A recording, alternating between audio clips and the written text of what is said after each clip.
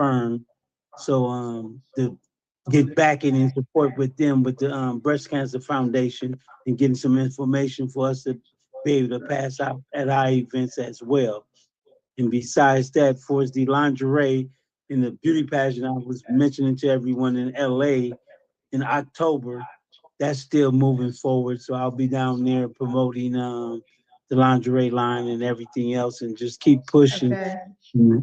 putting let it be known that the organization BUCU and everybody we all coming together to bring our family apart and That's right. get individuals mindset on not only renting or buying a house but buying land, communicating to understand we need to secure our land, our plots to get together. You know, we don't have to buy piece by piece. We can all come together and put all in one big patch. You know, that way we have a aura circle around us by ourselves. Yeah. That's pretty much where I've been. So I'm not going to take up too much time because quite a few of the family members here. So we want to give enough time for each individual. So Yeah. you know, I could be long-winded at times, as you guys know. But I'm going to let it pass around. And since for all the newcomers, you know, from Facebook or whoever coming on, thank Yeah. you for visiting us and hope you return. And any input or questions, we all are open for any of them. That's Thank you. right. Thank you, Brother Shabbat. Yes, thank you so much. Especially being long-winded with something good to say is always perfectly fine. But we do have a lot of people here, and we do want to hear from everyone.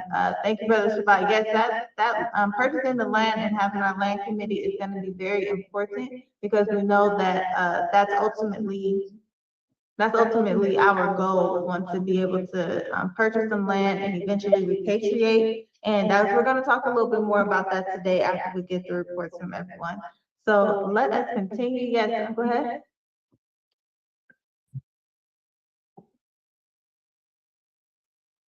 Oh, you're muted. He's here. Okay, yes, I see him. I see our brother Emperor Nate Samad Patwan. So if you can share with us, brother, how you, I know Uncle has introduced you to us, so if you can share with us what you do in the community, some of your background, some of the milestones that you've been able to achieve, how all of us on the line can help and support you in your efforts of what you do. And also if you can share any of your links with us in the chat, we'll pass you the line, brother, to introduce yourself to the team. Okay, nice to meet everybody. Assalamu alaikum, rahmatullahi wa Walaikum salam. Ramadan Mubarak.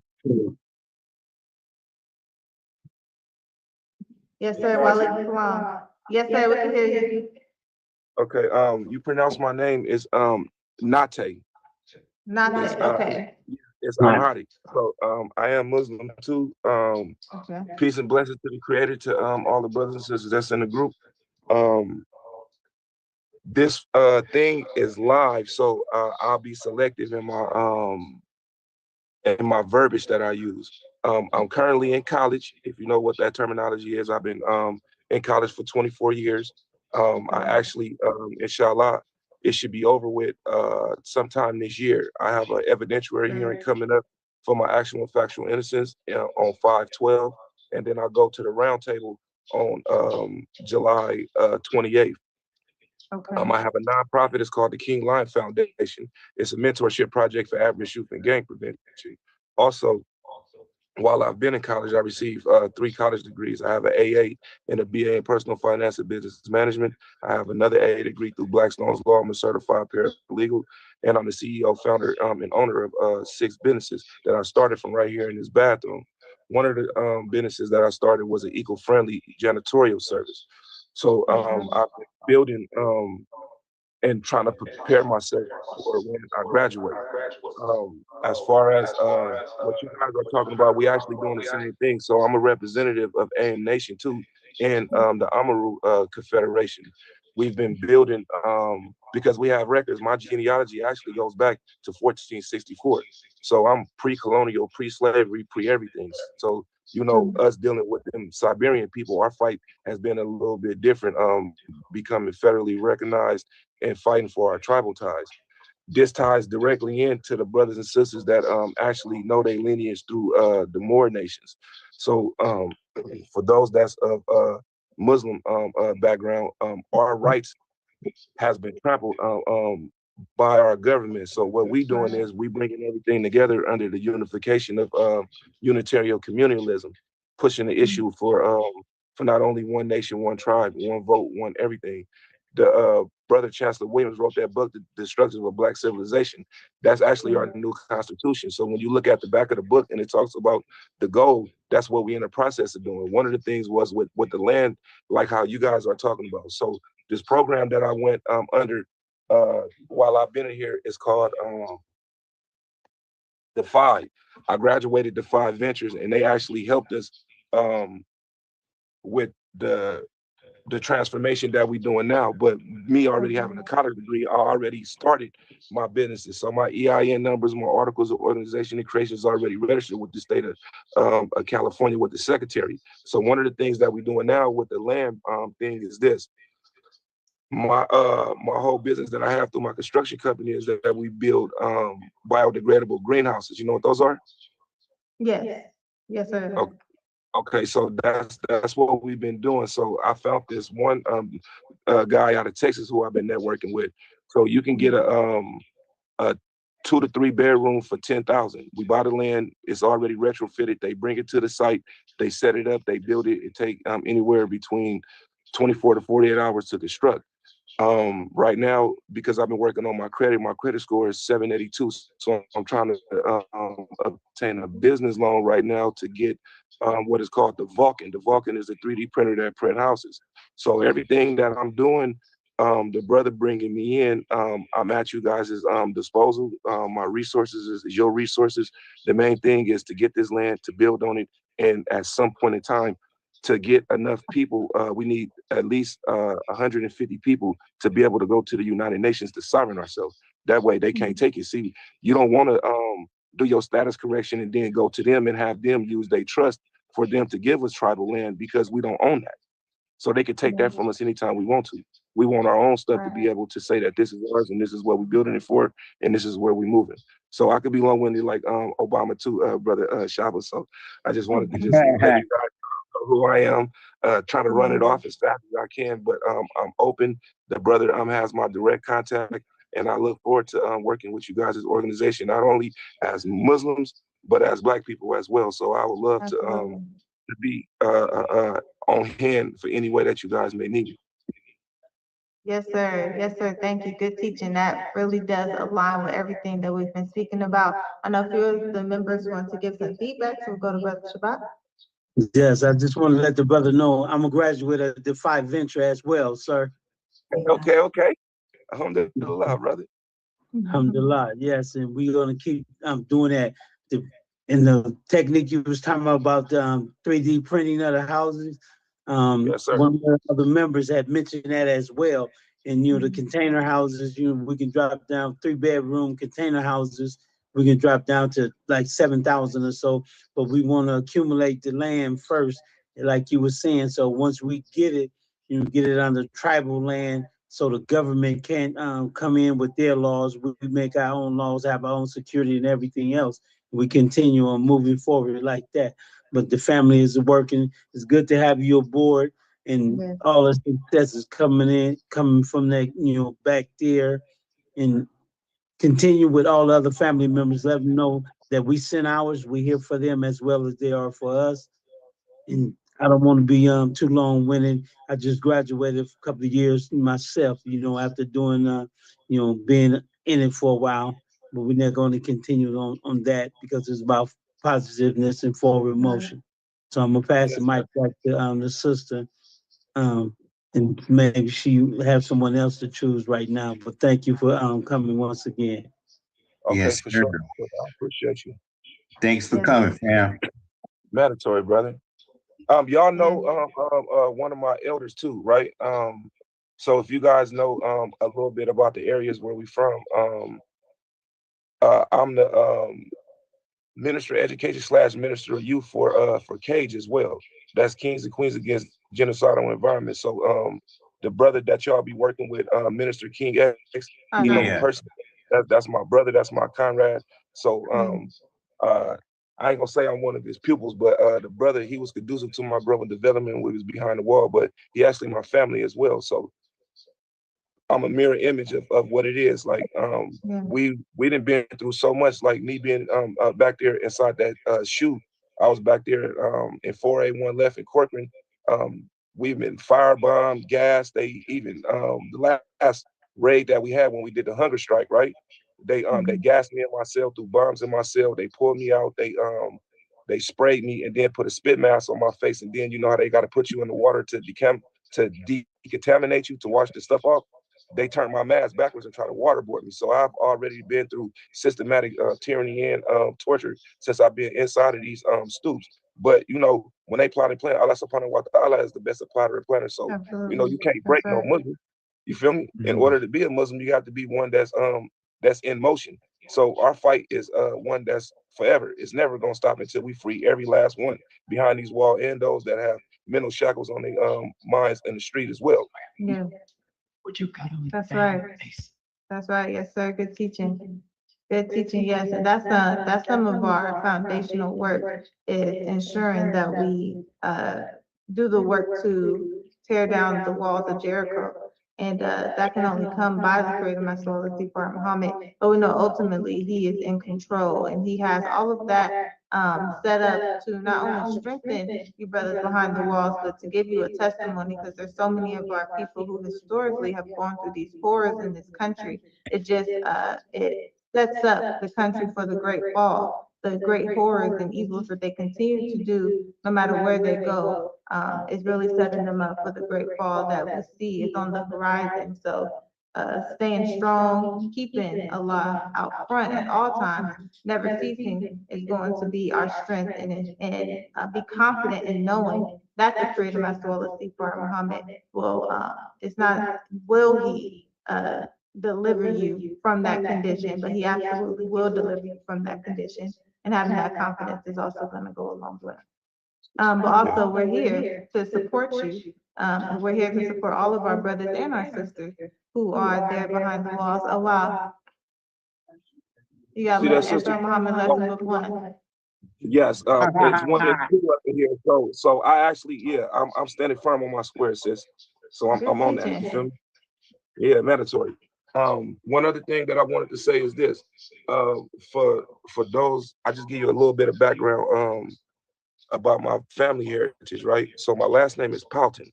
I'm the 13th great grandson of Chief Powton. That's Pocahontas' father. And then Chief Dash and Stream is my 17th great grandfather. That's on my native side. I am also the 13th great grandson of Queen Azinga of Angola. So not only do I have my Native American side in me, but I represent my tribes in Africa as well, and they royal.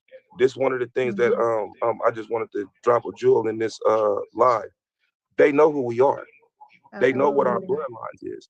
That ain't no myth when we tell people that we kings and queens. We understand who we are as a people. This is our time right now for us to be able to come forward to not only find commonality with those that's still in darkness, but to be the torch bearers of light. That Ansar, we the helpers. We the last ones at a manifestation at a mobile control unit. So they understand who we are, and it's our time. And we have to be the ones to bear this torch for those that's still left in darkness. And I walk worthy of calling for which I've been called. It's a blessing and an honor to be amongst the Ummah. I appreciate you guys, and I'm gonna take a back seat and just listen and observe. But I'm definitely gonna be at these whenever the brothers send me a link. So be looking for it. I got you, family. Don't even trip. All right, Shukran. Assalamu alaikum wa rahmatullahi wa barakatuh. Yes, sir. Wa alaikum salam. Yes, I seen that subscribe with his hand up, so we'll go to and subscribe. Yes, we wanted to again to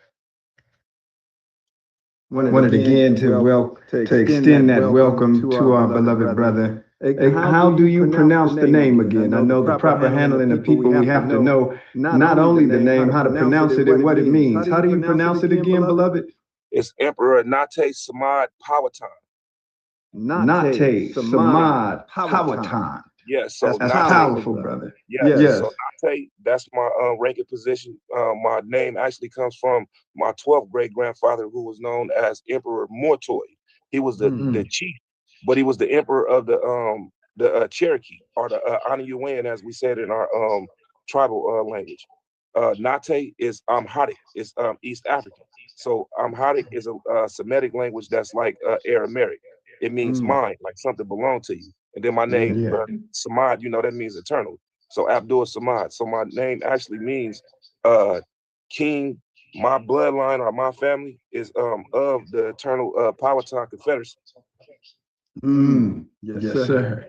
Yes, sir. Yes. And so we know, although we extend a welcome home, as we say, sheep hearken to the shepherd's voice. Let me, I don't want to echo, so I want to only be, I'll unmute this one, yeah. Okay. Yeah. You know, although we say welcome home, the sheep hearken to the shepherd's voice, and we know man find himself where he solve his problems best. You know that a powerful statement by our beloved brother man, the prophet noble Drew Ali.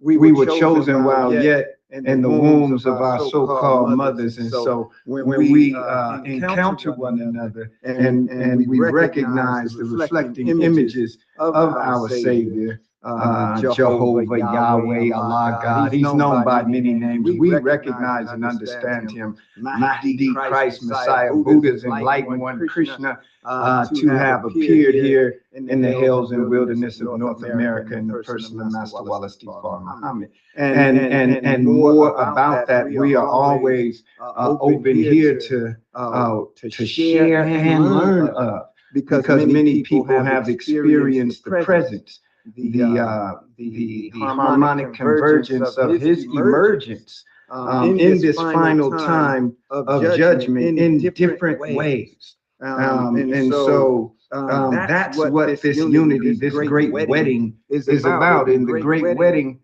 invitations are sent out, and the people come in their wedding garments, and we see when you held up that Ansel Muhammad lesson, you got your royal robe well intact. And so the name itself is a royal robe, and it describes the energy of our Savior's mind riding in that vessel. And you know, it says in the scriptures, Son of Man, have you come to this part yet? This part, the part they miss, you know, they say that part, but they miss that part. So we on this part, right? This encounter, this stage of the revelation that the devil maybe miscalculated is the harmonic convergence of the mind. This whirlwind that's taking place in the great wedding. They can't stop it. This, the frequency at which the sheep are being drawn together. And we see this from, our beloved brother Heston sent us a link to RBG group out here in mid-America, mountain time, people in Arizona. And when we looked them up, and looked up some of their gatherings and listened in on some of their meetings, they are saying the same things we're saying, which is evidence and proof and universal confirmation of what is taking place. And so at this time, in relation to our subject, love, we know that the scripture says, because the people had no love for the truth, God, the divine supreme being, our nation scientists who plan all of this in advance, staged these things in order to strengthen the DNA of the originals. Made a devil and allowed that devil to rule for 6 days, which is the 6-day Genesis. And then sent a Mahdi, Messiah, Christ, Krishna, whatever you want to call it, to bring back that enlightenment upon the earth in a day the measure of which is 1,000 years in some reckoning. We say 50,000 years because we're calculating on the planning, the advanced history writings of our nation scientists who write everything in 25,000 year parts. If there's a positive and negative to that occasional writing, that gives us the 50,000 years that you see mentioned in the Holy Quran. The day in which the angelic hosts would arrive, the helpers of the one worthy of praise, praise much. That's what's happening now. And you're seeing that frequency. When we see brothers like our brother, Nate Samad Powhatan, being drawn, summoned back to the mothership like a yofo that went out and took grid coordinate readings, registering, telescope, taking a reading on Mystery Babylon. Is she ready to blow? Is she ready to give birth? Is baby Lon ready to give birth to the baby God? And so we put our stethoscope on, and little yofos went out taking readings in the hole, in the shoe. We was and we also are a graduate of, I know we say the college, we referred to it in the old days as the hidden university. And the junior high hidden university was understood, the Allah Master J gave us to understand the junior high hidden university as the juvenile facilities, the hidden university as the state facilities, and the school of masters as the federal institutions. And so we actually were students in both the hidden university and the school of masters, and received the graduation to a degree, because you never fully graduate, because our beloved prophet stated, may Allah's peace and blessings be upon him and his successors, when you set out on the path of knowledge, you are on that knowledge, on that path eternally. And indeed, when you think you have found it, you have lost it. And so life is a lifetime of learning. And this is why a love of truth is what fuels us to eternal motion and interaction with one another, encounters, engagement with one another, so that we can give birth to new ideas, new organizational strategies, new momentum going into new areas to build this new kingdom on earth. And so this is a great day when we have, you can see our beloved brother Shabbat. It's like a echo print of much of the work that he's doing, that our beloved fellow reflection of Brother Nate Samad Powhatan is being moved to do from behind the walls. And so this shows you, from the school of masters, he is accomplishing more than a lot of people are accomplishing out here on the battlefield, right? And I'm going to go ahead, and I just wanted to say, welcome home, beloved.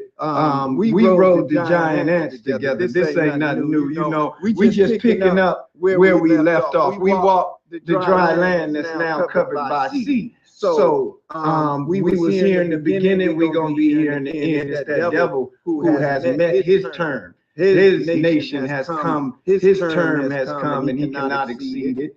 And he's doing his best to attempt to hasten or avert the doom. However, the awakening of the people is the key thing. Mahdi could have been removed this devil. Christ, Krishna could have been removed this devil. However, he's waiting for us to come to that awakening. There's stages of awakening that we have to come to, and you see that rapidly happening all over the planet. And so the devil is, he sees, as the scripture says, the serpent seed. He saw that he couldn't stop the woman. He went down to the woman's seed, having great wrath. Now, our petition to these devils is still temporal. We can petition their United Nations because we should do that, because Moses was told to petition Pharaoh for the freedom of the people, but ultimately the authority to free our people is with our divine supreme being. The United Nations is impotent And therefore, they can't stop a devil nation from overrunning any Islamic nation, any independent effort that we make if we do not have divine protection. And so that is where on love of truth, you know, we come to the crux of the situation as the angels in Al-Jannah ask the people, where are you at with the reality of our nation's scientist plan? To send warners, messengers, and promise a day like we are seeing today. Where are you at with that? Do you realize that? And I know you do, brother Nate Samad Powhatan, but this is our job. And I think even those who refer to themselves as atheists, we do not disagree with their opinion that this white man's religion and that white man's God, there is no such thing. I agree with you. However, there is a God.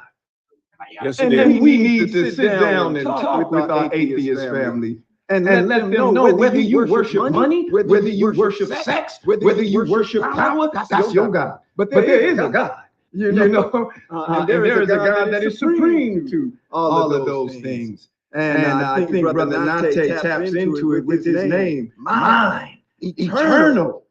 You know, bloodline is the confederacy of our nation's scientists. You know, always been structured the government of the Most High. I love that name. So John Lahu and Assalamu alaikum to the creative credits. Big brother, Ashimati, I'm just gonna chime in real quick, right?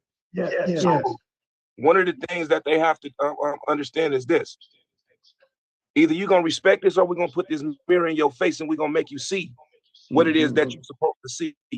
One of the things they have to understand is this: Allah subhanahu wa ta'ala told us, he said he would never change a condition until we first change that within ourselves. Right. We have to be the change in which we want to see. But the most important component to that is this. He said the gates of heaven are open at the feet of the woman, not the phallus of the man. It's open at the feet of the woman, so honor the wombs that bore you. To honor the wombs that bore us just don't mean our mother and our grandmothers. It's extended to all women because they have the capabilities to bring forth life. He told us that our wives, our zawjas, is half our deen, half our debt. So it comes down to them. See, what they don't understand is that 144,000 is not a people, it's a frequency. A man can only go to a certain level before we transcend. The rest of this is gonna have to come through the institution of us reverting back for our first teacher, our first scientist, which is the mother, to be able to give that through the institution of marriage. This is what people have to really understand. Our people have been brainwashed through plantation psychosis for us to don't even be able to look at our counterparts as the helper, as the partner, as the foundation that Allah subhanahu wa ta'ala placed her next to us for. When you do these things through the institution of marriage, is the best worship that you actually honoring your creator in. Because everything that you do to her is a blessing and it's a mercy upon yourself. So for you not to love her is for you not to love yourself and to still practice this self-hatred that we manifest every day throughout our walk. And I don't just talk like this because I've been denied certain human functions for the last 24 years. Yes, sir. He put me in a cave like Moses in order for me to be able to open up my eyes to see what it was that I not only trampled on my gift, but how I devalued myself by reducing myself back to the status of an animal. So I had to come back in tune with my humanity. So what they thought, because I'm inside this institution of college, that I wasn't going to further my education. I transferred my cage into a university. I got over 500 books inside my thing right now. Yes, sir. That's not the boast, that's not the brag. And I've went a step further. I speak 7 different languages. So I see what the Creator has done for me and what he's doing. I can't, what's the point of having all this knowledge if I'm not manifesting this in my daily walk with my people? That's like a donkey with a bag of books on his back. That's right. So my message, me being the visible image of the invisible God through the honorable Creator, is to show people what will happen if you in tune with not only yourself and understand that you as a God within yourself can manifest these things, but to be in tune with the Creator. Now, I do a lot of meditation, and the Sky Chief had revealed this to me. He said, when you in tune with the elements speak to you, but you have to be in line with God in order to decipher the elements and read the signs. We have to understand that we're not wrestling against flesh and blood, but against principalities and spiritual wickedness in high places. These demons are mummified and wrapped flesh. Right. What made Iblis the Shaitan? It wasn't because of his skin color. It was because of the actions that he performed. So, like, we know it's amongst our own people. Every skin folks ain't kin folks. A lot of these people that look like us is the main ones. That's the agents and tools of the Shaitan. Yes, sir. So we have to not only understand who we are as individuals and our roles in the hierarchy of the family of Allah subhanahu wa ta'ala, but us being as Ansars, we have a whole different role that we play within this. We're the rod and the staff of the shepherd himself. Right. He manifests himself through us first. Yes. As being the Ansars to manifest this into the dunya. And most people don't understand that. That's not to be arrogant or hard-hearted or to be stiff-necked. It's not even something to be prideful for. It's something that should humble you to know that once you go through the Sharia, the Tariqah, and the Hakika, that the prophecies that's in the Hakika actually was what the Master J was speaking on. When Allah subhanahu wa ta'ala said that I will become the hand in which he strikes and the feet upon which he strides upon. This is the whole thing of you becoming mu'min, being Muslim, having faith set inside your heart for you to manifest that which you say that you believe in.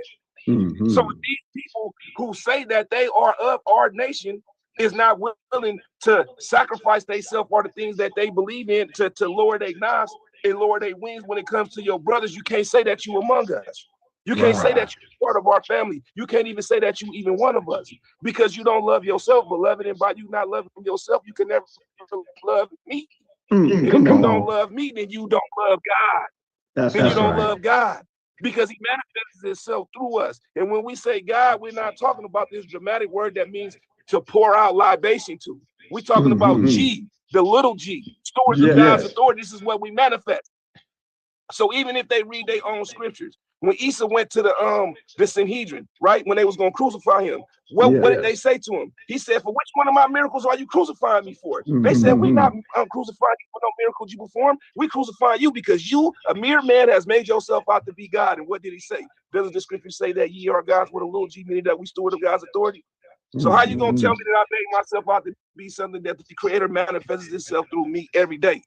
This is why he said that I and the Father are one, we on one accord, and we move according to that vibration. That 144,000 is a frequency that the Ansars have the science to be able to manifest this. And we do it in our walk every day, but it's through love. This is the most purest form that shatters everything, breaks every chain, breaks every shackle. Because love is the only thing that can be reciprocated through something that's tahir, that's pure. It's not corrupted. These is the things that the Lord is showing us for us to be able to stand firm and on our square at a full 360 degrees. We're not doing this 180 shit. Excuse my language, Ashimani. But this is like when the spirit moved to me, I have to speak. It's like a floodgate that just busts forth from my heart because I love my people. I love my ummah, and I'm willing to sacrifice my life, my blood, and my property for those that's of our stock. That's what they have to understand. We know that we was created in the best of modes, and we stand on that. And I stand firm on that. And I'm a full-fledged dragon when it comes to that. And I'm exchanged with live and fire with whoever when it comes to this, what it is that we believe in. With that, I bid you adieu. I shake. Assalamu alaikum. Wa alaikum salam. Yes. And Sajadalahu, salute and greet you with honor and respect and wisdom. Beautiful degrees on love. And what we're gonna do with it, as that song said, now that we found love, what are we gonna do with it? You know, it's blessed not only the hearers of the word, but the doers. And our brother Nate Samad Powhatan is doing the work there with the knowledge, wisdom, and understanding that he receives. Blessed in relation to knowledge, and the scripture saying, my people are destroyed for a lack of knowledge. It's interesting because that is the fourth chapter of the book of Hosea, I think it is. And all of the numerical significance of what our beloved brother was teaching on or relating or transmitting to us from our lessons has numerical significance. The surah 4 in relation to the woman, Al-Nisa, and that four square relation to Al-Khaliq, the creator, the Allah Master J, gave us so much regarding the woman, and there's so much more for us to learn. And so establishing a university, and not just recognizing our United Nations or the makeshift schools. This is the innkeeper. And then the innkeeper was allowed to set up a place where the wounded man could be taken. And of course, in that story of the Good Samaritan, half the price for the wounded man's keep was given, and the Mahdi said, the rest will I render when I return.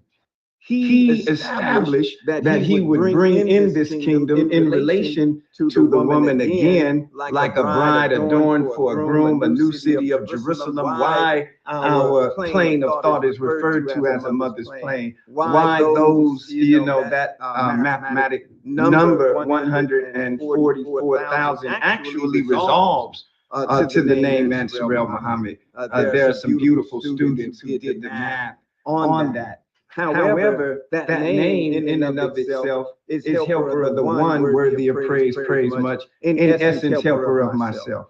So much that we have to learn in the university, so many books, scrolls, and decrees direct from the Allah Master J on exactly how he is given from the great Mahdi and his messenger to establish the hereafter. And having great minds like our beloved fellow Reflection and many of those online, because we have that frequency, that 144,000 frequency. We have that unified collective mentality frequency that allows us to recognize the shepherd's voice in our fellow reflections. And so we don't see contradiction, or as our beloved Minister Farrakhan said, we don't look to hang our hats on what makes us different, but to embrace on what makes us the same. And so when we hear that universal, what we call nuclear learning, we hear that universal frequency of our Savior flowing through, then we see the connecting points. And that's what it's going to take to translate our people on board the wheel. Translation is a difference than transmission, but translation, it says Enoch was translated, right? What does this have intangible, applicable steps for our people to be brought aboard this reality, this level or frequency of thinking? We have to really make it understandable for the people. We have to put it in a language that they can understand, and then gradually help them up those stages. And of course, we can't intervene, but it said a day would come that the angels would be able to travel Jacob's ladder. And those who know Jacob's ladder, it had 15 rungs. It relates to the 15,000 years in our nation's history, our nation's history, which is different than the Hijra calendar, and which is different than the Gregorian calendar. However, that the angels would travel that distance, and that they would be able to meet with the people and help bring the people up. That's what's happening right now, because we have to unite, and we have to make a quick work of all of the division that the devil has made. And so when you see our beloved brother speaking, he could speak from the Indian language, from the Orthodox language, from the Amsa language, from the nation language, from the nationalist language. That is the new language. No longer will they hang their hats on, I'm a Hebrew, I'm a 5%, this is the new reality. And we're seeing it from one degree or extreme of reality to the next. And the devil, of course, is looking to supplant it, to corrupt it, to pervert it. The blessing that we have is that we have a God of gods, a Lord of lords, a King of kings, meaning we have a sun that comes out where the stars are no longer even recognizable. And we have a revelation from that voice that is above any other degrees and frequencies that are out there. It is the farther tongue, because if you understand the true essence of the measure of the woman, there is no term for father. It is actually farther. As we come from the womb of Creator Al-Khaliq, we return to that womb, and that is the circle of life. Why we're all being drawn back to the mother for rebirth. And the rebirth that we have to attain today is for all of us to be cleaned of Abel Shaitan. Everyone had to go through the 12 master courses, and when the angels were called to the supreme being, Satan came also amongst them, in them. When the Lamb Issa was taken up the mountain and encountered Satan, he encountered Satan within himself. And until we come to the reality that stage of satanic encounter is within us and not external, then we haven't really reached the mountaintop, that 40-mile mountain that Imam Issa attained when he fasted 40 days and 40 nights in relation to the 40 days and 40 nights of the rain upon the earth, which relates to the wisdom upon the earth, because there was no rain except by the hand of Elijah. That means his teachings. Water, the wisdom, the ever-flowing fountain, that the woman was there feeding her sheep. And Jesus had to turn that water to wine. You know, for the great wedding. And so that's what's happening when you take this basic teaching and you show them the depth of it. It turned into fire water. And the angels are told, get a little tipsy, because you got killing to do, because we're killing the noise. We're killing the foolishness. We're killing the chaos theory. And we're bringing in harmony, the frequency that this farther tongue brings in. However, the 12 master courses are being established in a university established by the Most High. It is a university that unifies all theologies. And our beloved brother sounds like he is well qualified to be an instructor there. And so we all have to come, however, to this stage where we are going to be tried with the beauty and brightness of our own roles. So Mr. Mayu, if you remember that history, is the scientist who was moved to have the idea to start life over, and his idea resulted in the deportation of the moon. His idea to force everyone to speak one language was similar but not the same to our idea of harmonizing all the languages. Harmonizing is various frequencies that are all in tune with each other. Forcing everyone to speak one language is different.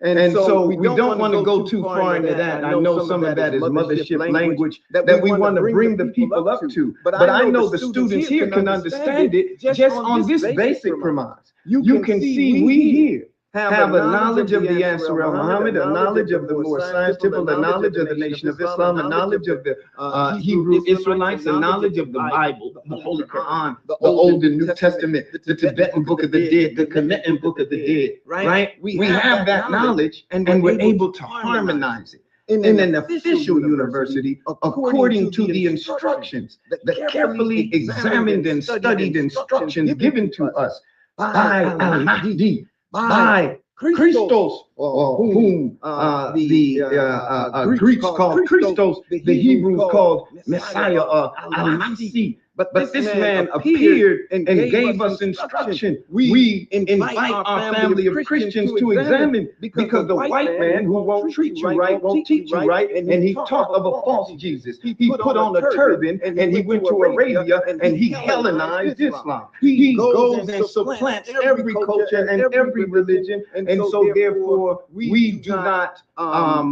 refute the reality of any of the servants of Allah. We believe, as Surah 2 Ayat 285, not just believe, but we know the reality of every servant of God. And that's why we know that there are true Sabians, true Christians, true Jews, who will all be able to see this nuclear, this universal reality of things. And we're seeing it today. That university is being established, and we invite all input.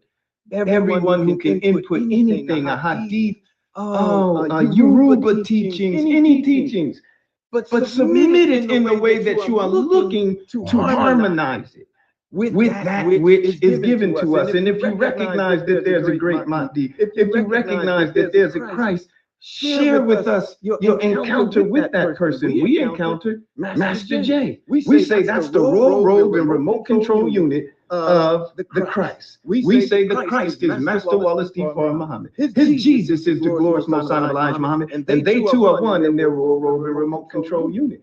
However, if you haven't encountered him, or if you encountered him in studies, in meditation, if you encountered him in another vehicle, share with us that reality and what you receive, and how what you receive ties in to his teachings. It should all fit together like a puzzle. One thing for sure we do know is that our Savior told us that 23 scientists do the writing, and the 24th one acts as a judge of the writings of the 23. And make sure that the transmissions they receive, he's called in the Sufi tradition. I'll stop right there. And you know of the Sufis. He's called the Kutub, which is the pole of the universe. And so knowing our teachings, the flow of energy of the mind of the originator that came from triple darkness, it established the planets. You know the science and mathematics of the construction, another MCL Muhammad lesson. In that lesson, the divine thought that is all life, and we know it's not just thought, it's the thinking, the almighty thinker, the Allah Master J refers to it as thought is a byproduct of thinking. That divine thought that is all life originates in triple darkness, which is just the womb of the mother, meaning that ain't the beginning place. Master Wallace D. Farr Muhammad got on his mothership and went looking for the birthplace, and he determined that there is no birth record to the Black nation. That is just a station within the circle, in the spiral, as we continue. That energy of life that came out of triple darkness established the 9 planets. Our beloved messenger says that he made the 9 planets to imitate the woman there. The woman, again, the significance,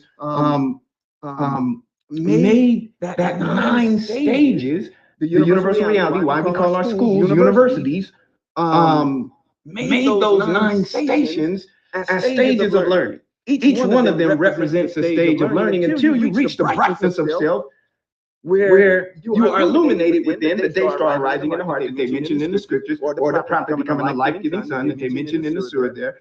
Same surah, by the way, that mentions the Azwaj Mutaharat that you mentioned. This inner brightness and illumination is what confused my youth. So if you remember that lesson, that's where a lot of our people are at. They get the knowledge, and they still stand from the footprints of the messenger and begin to make themselves a God beside God. Maybe the Savior is taking too long. Maybe I'm the new Savior. And so that's the satanic stage that we have to come to. And he tried Imam Issa with that. And Imam Issa was biting. And I'm sure he's tried every last one of us. We understand ourselves to be one mind, one body, one soul, with the divine light that arrived here in the hills and wilderness of North America, July 4th, 1930. Came a little bit earlier than that, actually, in 1893. 1910, they began scheduling it. But he's always been here. The presence of God has always been here. But his manifestation, the 25th seat, where our messenger said that 24th seat was always manifest, but it was empty.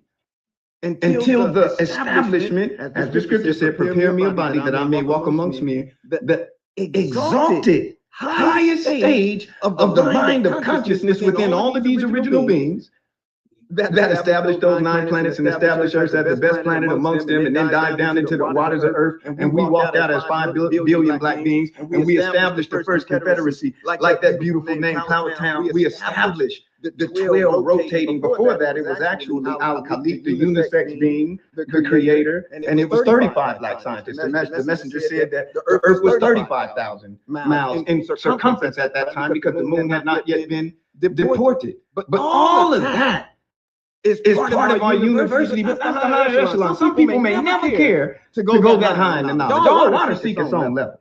right? However, all of that knowledge is relevant. If you're going to be a decision maker for the direction of the nation, you have to have that knowledge. And in order to get to that stage, you have to be tried. You have to be tested. And so our nation made the devil to test us. Our nation's scientists are the ones who wield the bringing forth of the station of Satan.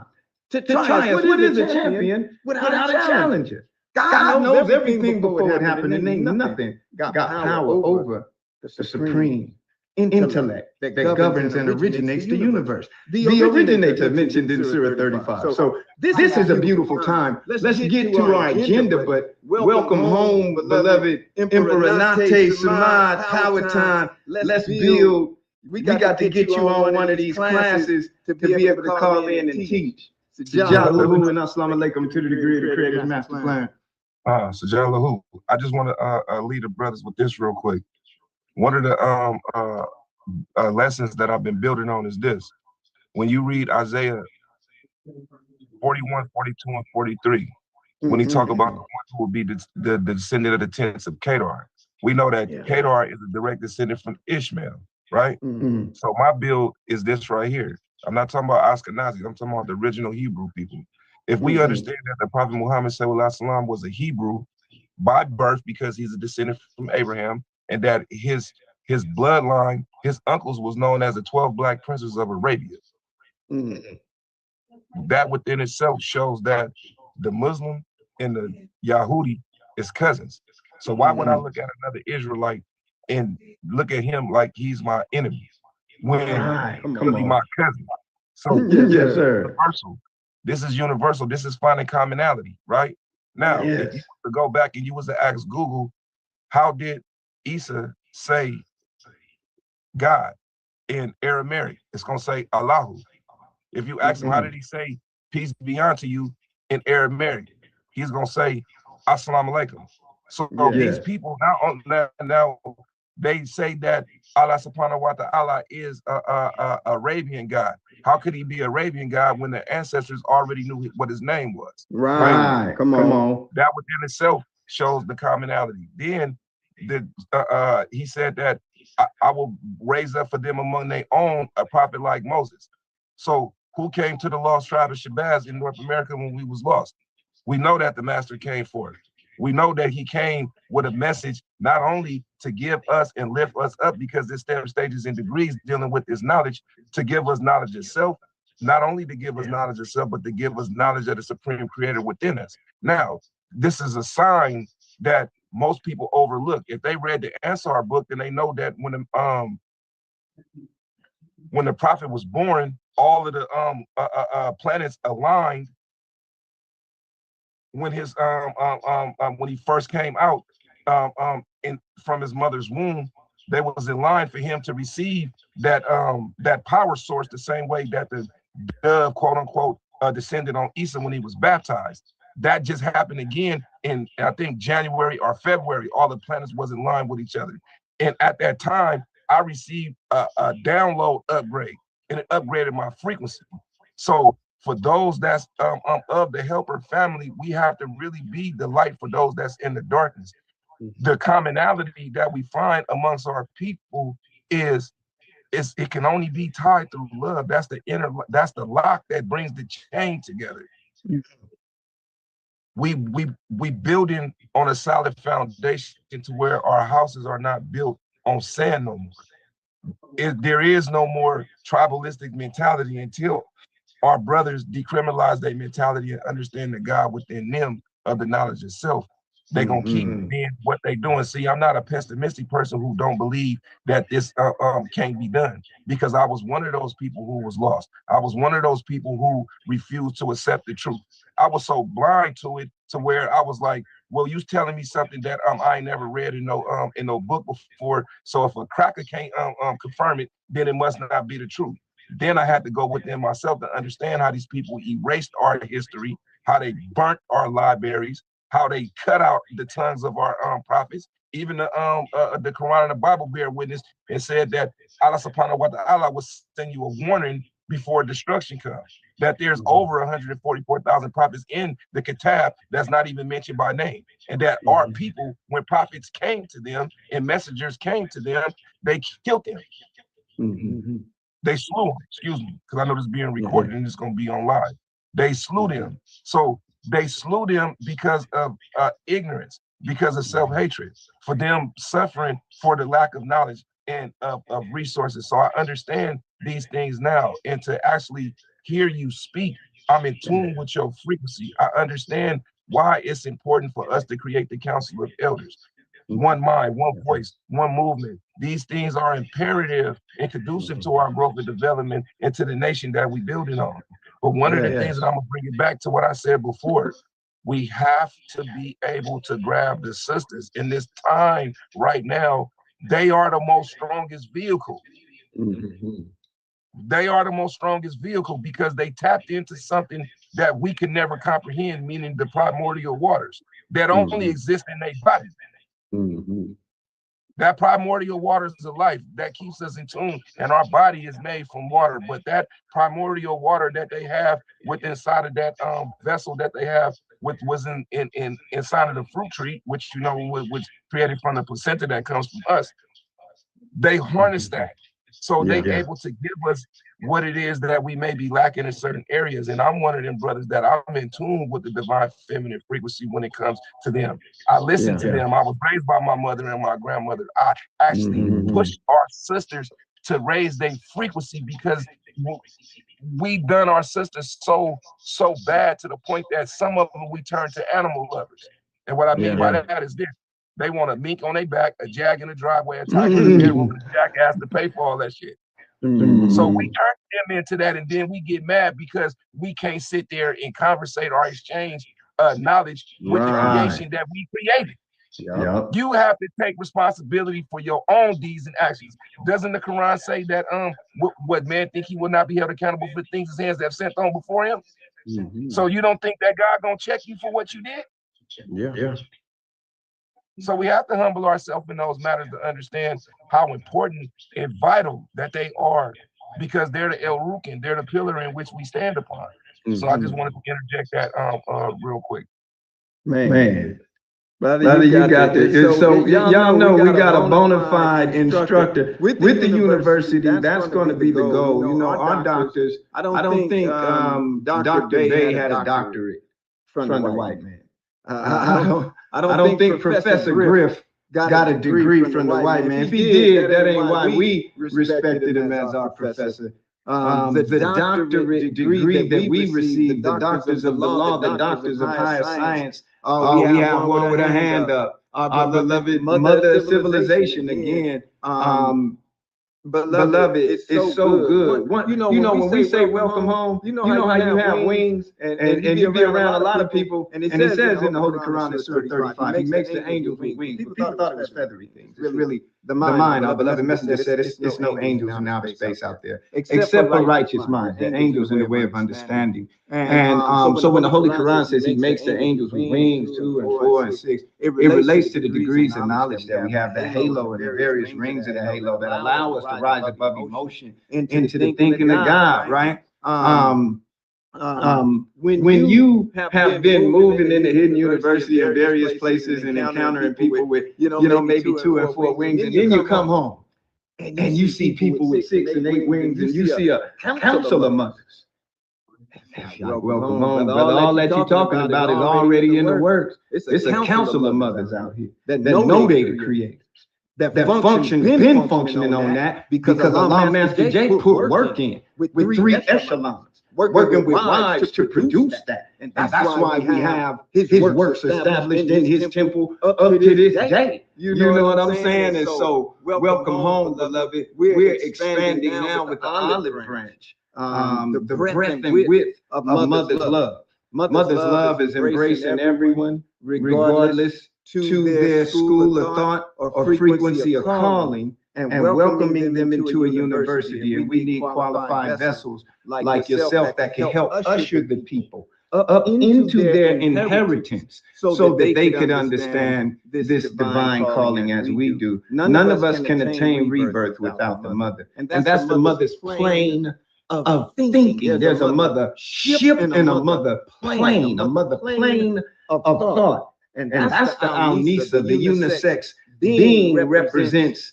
the single essence, the Allah Master J teaches us in the divine decree dated 6/6 of that powerful year 1994, the year of expansion, the Holy Quran calls it. But let's hear from some of these powerful mothers today. And brother, we got your true self, because we know God ain't got no mother, brother, father, or sister. He does have a mother, but he ain't got no brother, father, sister, daughter, or son.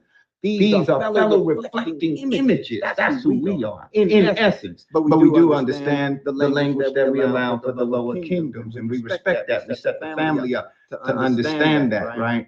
And so let's hear from these beautiful mothers of civilization and the powerful things that they share to help nurture us on our journey back into mother's womb so that we could be reborn. We have to be cleaned up on the way in, so there's a filtering process. That's why before they come to Jay's Temple of Islam, before they get to the great wedding, there's a purging that has to take place. We got bachelor's parties going on all over the place with people thinking they God's beside God. So they have to burn that off, though, to realize that when the sun is out, you don't even see the stars. And so we're in that day where you don't even really see a sun, because the brightness of the light illuminating within you is illuminating all around you. Some of the people only see God within, but he comes to you and comes through you. And when we understand the God of gods, Lord of lords, King of kings is a real being, still alive and well, then we do good. We look good. It behooves us to submit to him and finish receiving our graduating. Because again, we stated, when you set out on that path of knowledge, you're on that journey until you return. And indeed, when you think you found it, you lost it. You know, and so we come to school today to learn from the mother of civilization, the mothership. Master J surrounded himself with mothers. The wives were the highest ranking around him, and they still here. So Jalahu. Yes, sir. So Jalahu, good teaching. Good teaching. That was a constant elevation of supreme wisdom. And we're thankful to have that. I see Sister Francine has her hand up, and Sister Francine hits those same frequencies. And just the wisdom that she's been able to gather in her travels and in her walks and in being a healer. I was supposed to call you, Sister Francine, on Sunday, I believe, but I wasn't able to. So we'll go to Sister Francine so that you can share with us how everything is going, if you were able to accomplish what you needed done on Monday. And also for some input, because I know that you speak a lot about the woman and the sacredness of the woman, and you probably have some input on that. So we'll pass the line to Sister Francine. Okay. I tried to squeeze in a sentence or two with that conversation before. I don't know where it is now, but I've found an article by a Presbyterian church that did some research on this. It was about education, and they said, so this particular site was just for any members who wanted to contribute articles that they had researched. Didn't necessarily have to do with Christianity. So this article was about education, and they said that the Greeks and Romans, part of their warfare was that when they went in and conquered a nation, they took out all the scholars, and then they separated the parents, and they would from the children. And some of them they sent off to these mines, for hard labor, well, really to work and die. And then some of them they created slaves, and they said that their children were assigned their body servants were the scholars from the countries that they conquered, and they said they would assign them even legal guardianship over the child. Some of them executed the wills or trusts. I don't know what they called it back then, but they. So my question that started this was about ignorance. So after I read this article, I realized it was based on an African teacher of anthropology at the at Laney College, and the first question he asked the class was, "Do you believe there's any culture that's ignorant. So I didn't really know what the answer to that was. So I just held my hand down. About 4 or 5 students raised their hands. And so he said, anybody has survival, they have some knowledge. That's a sign they have some knowledge. So he said there is no such thing as a culture that's ignorant, because they all knew something about, even the ones that don't exist today, they knew something about survival. It's not survival of the fittest. It's not that kind of nonsense. It's they had survival. They knew how to live in their environment. They knew how to protect themselves. They knew that sort of thing. So so ignorance is created. It's not natural. You see, and that's how they separated the children. And then I also found this cup. I don't know if it was part of the article, but I found this cup it was a silver cup. It was done during the Greek and Roman, before Nero burnt everything down. You saw an adult on a chase lounge, and you saw, and on the cup, centrifugally around the cup, children were serving this adult. And there were some, they looked like tie strap poles in the ceiling. And you have a child holding on to these poles, lowering himself onto a man's erect penis. And this was all on the cup. And this museum curator showed, he paid $1 million for this cup. And some of his colleagues said, "What are you doing?" He said, "Why'd you spend so much money for this cup?" And he said, "Because it shows what the Greeks and Romans were into." Yeah. And so now you see, when you see this with the child trafficking and all that stuff, they never stopped. Right. It's just Greek and Roman culture by another name. That's how they're tricking the public. They call it other names, human traffickers. Well, they're from a culture. What culture, without teaching anybody the history of this human trafficking, that's how they keep the public dumbed down. And they've even gone to the point of not even, when something is rape, I notice the media will say molestation. Well, that molestation is rape. Rape is a very specific thing. And so then they confuse the what do you call it, the I don't know, the word isn't syntax, but the etiology. They confuse the meaning of things. They're creating another language, and it's a language to support their slavery and their human trafficking. And there was a series on the Medicis or something like that was played on Netflix. I watched that, and I noticed that the writer specifically gave them language that was very similar to the way the Greeks and Romans spoke. So after a while, you're watching this, you get the idea that during that period, that this is the Roman civilization. There's one character at the end, he does a bunch of stuff and he escapes. He doesn't die, but he, escapes, and he knows he has to never appear again because he's stolen all this money or done something and stuff. But the impression I got is he already knew this. He already knew what to do when he got to that point. He was preserving his culture into the future. He stole all this money. They were never going to, it was in his name that he stole it.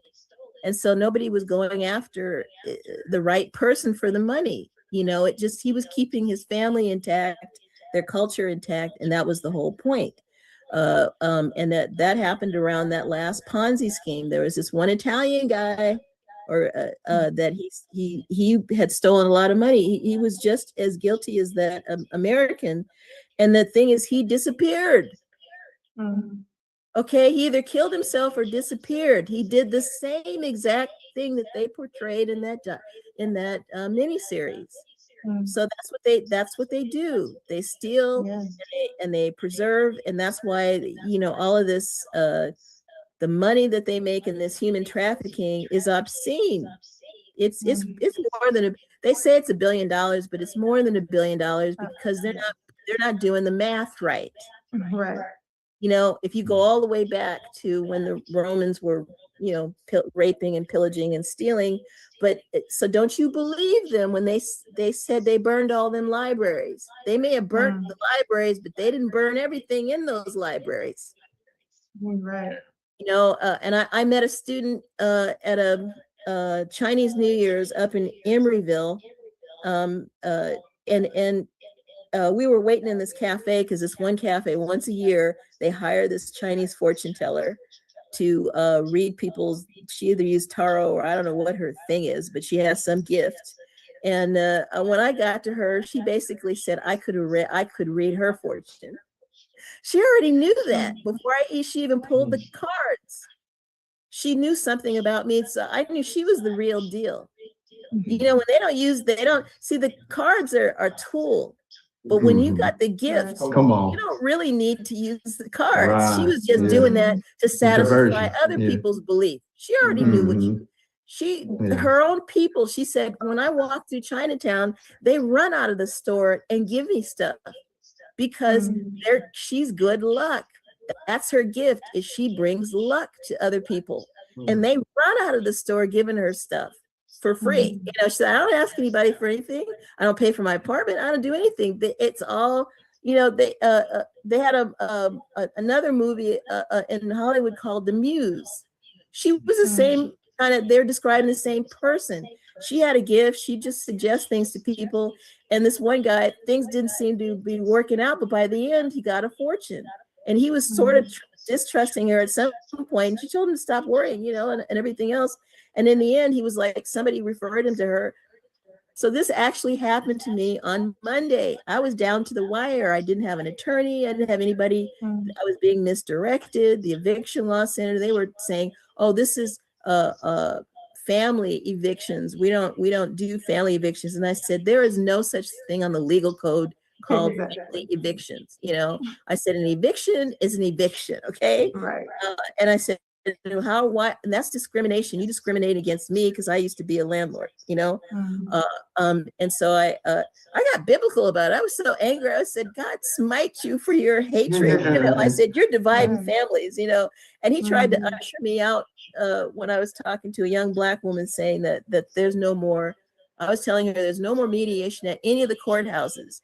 I think the Trump organization, or because that's what he is, he's an organized crimester. They have they lost their funding, so there's no mediation in any of the courthouses. What does that mean? That means there's no way for people to come together and settle their disputes amicably. And that's on purpose, because they've been weaponizing, but they are contributing to weaponizing families against each other. When families get frustrated and they're told there's this or that, the support. And this lady was telling me at the self-help center, she said, oh, well, the East Bay Law Center, they have a floor. They've given them a floor at an office. And I said, those people told me they don't take my case because I used to be a landlord. And I said, how are you taking public funds? Because they get money from the Landlords Association, something to the tune of, it was $14,000 the last I checked, but that's been 10 years later. It might be 40,000 by today's standards. But they take our money from the rent board without any public forum to say this is how the public wants this surplus money to be spent. So they could have, a former president said that if they $14,000 over how many years they've been doing that, he said they could have put that money set aside to buy low-end property that they could have offered to the public as low income instead of giving these people money that they're, in part giving to whatever nonprofits they feel like without any public approval. That's like taxation without representation. And it's not even a tax. It's our fees, our business fees. And that was his other argument is if you can give $14,000 to this nonprofit, then that means you are excessively taxing us. And then you go and hire a whole bunch of administrative law judges without checking in on the public. They're operating separate from the city and doing what they want to do, not no public forum, to decide whether, and giving themselves exorbitant raises. A clerk was making $60,000 a year, a clerk. Wow. You know, I was making that 20 years ago as a court reporter.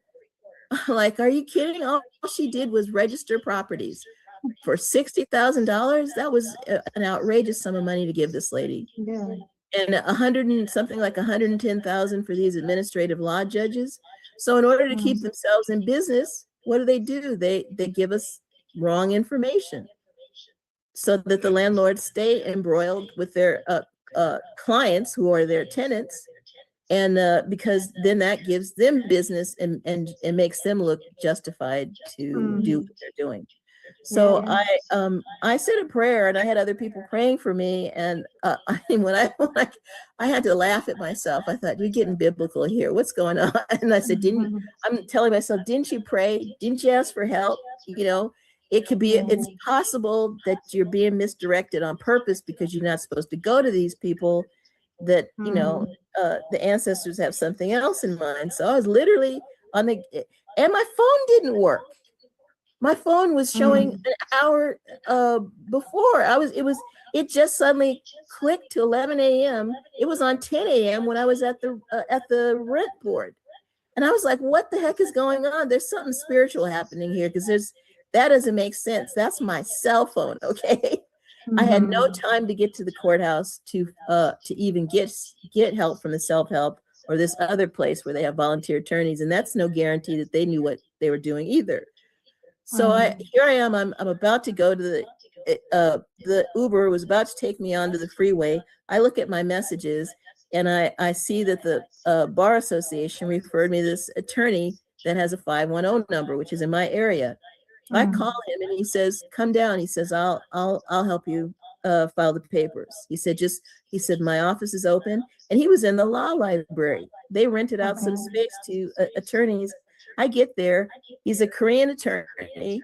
He fills out this paperwork in 20 minutes, charges me $150, said I don't have to do any exhibits or anything like that. Just check the boxes, you know, and put something.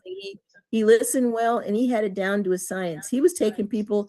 I clocked him at taking 4 or 5 people in that, and within that hour, at $150 an hour, he was making good money, $600 an hour. So, but I found he was ethical. You know, he could have charged us all $300, but instead he broke it up in order to help people. You know, and so he came up with this language where I told him what happened in the beginning, and he said that my mother and my brother have unclean hands, that is a language, that is a legal language.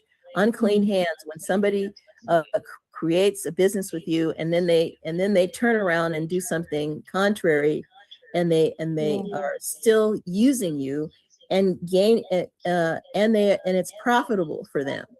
And so I thought that was exactly what I needed. I started to mention Chat GPT, and he said, don't talk to me about Chat GPT. He said, because it can sometimes mislead people, but it did give me hope that there was language on the code that, you know, if somebody says you're terminated and you're still working for them, that's unethical. The relationship hasn't terminated. That's so right. he labeled it in a way that I could go after them for a number of reasons. And he told me to come back next Thursday and that he would to discuss. He said it was going to cost me if I do exhibits and have to answer that part. But he said that this stage was only to answer the complaint and to reserve my rights to defend myself. So that went well. And so you see how, you know, ancestors worked. I wasn't supposed to go to all those people. I was being misguided so I could be guided. I mean, the misguiding was the guiding, so that I could get to this person that knew what he was doing. And the courthouse was 2 blocks away, and he even served the documents for me. And I went up to the and didn't charge me any extra money for service. That there alone, a professional service costs around $75 to serve a document. He did it all and the paperwork for $150. And I walked up and we had 2 hours left, and I walked up the street and had the documents stamped in, and put into the courthouse. It was all done, within that hour I was taken care of. So the other two referrals were okay. The one attorney was a criminal lawyer, and the other one referred me to a civil attorney, but he said that wasn't his area of specialty.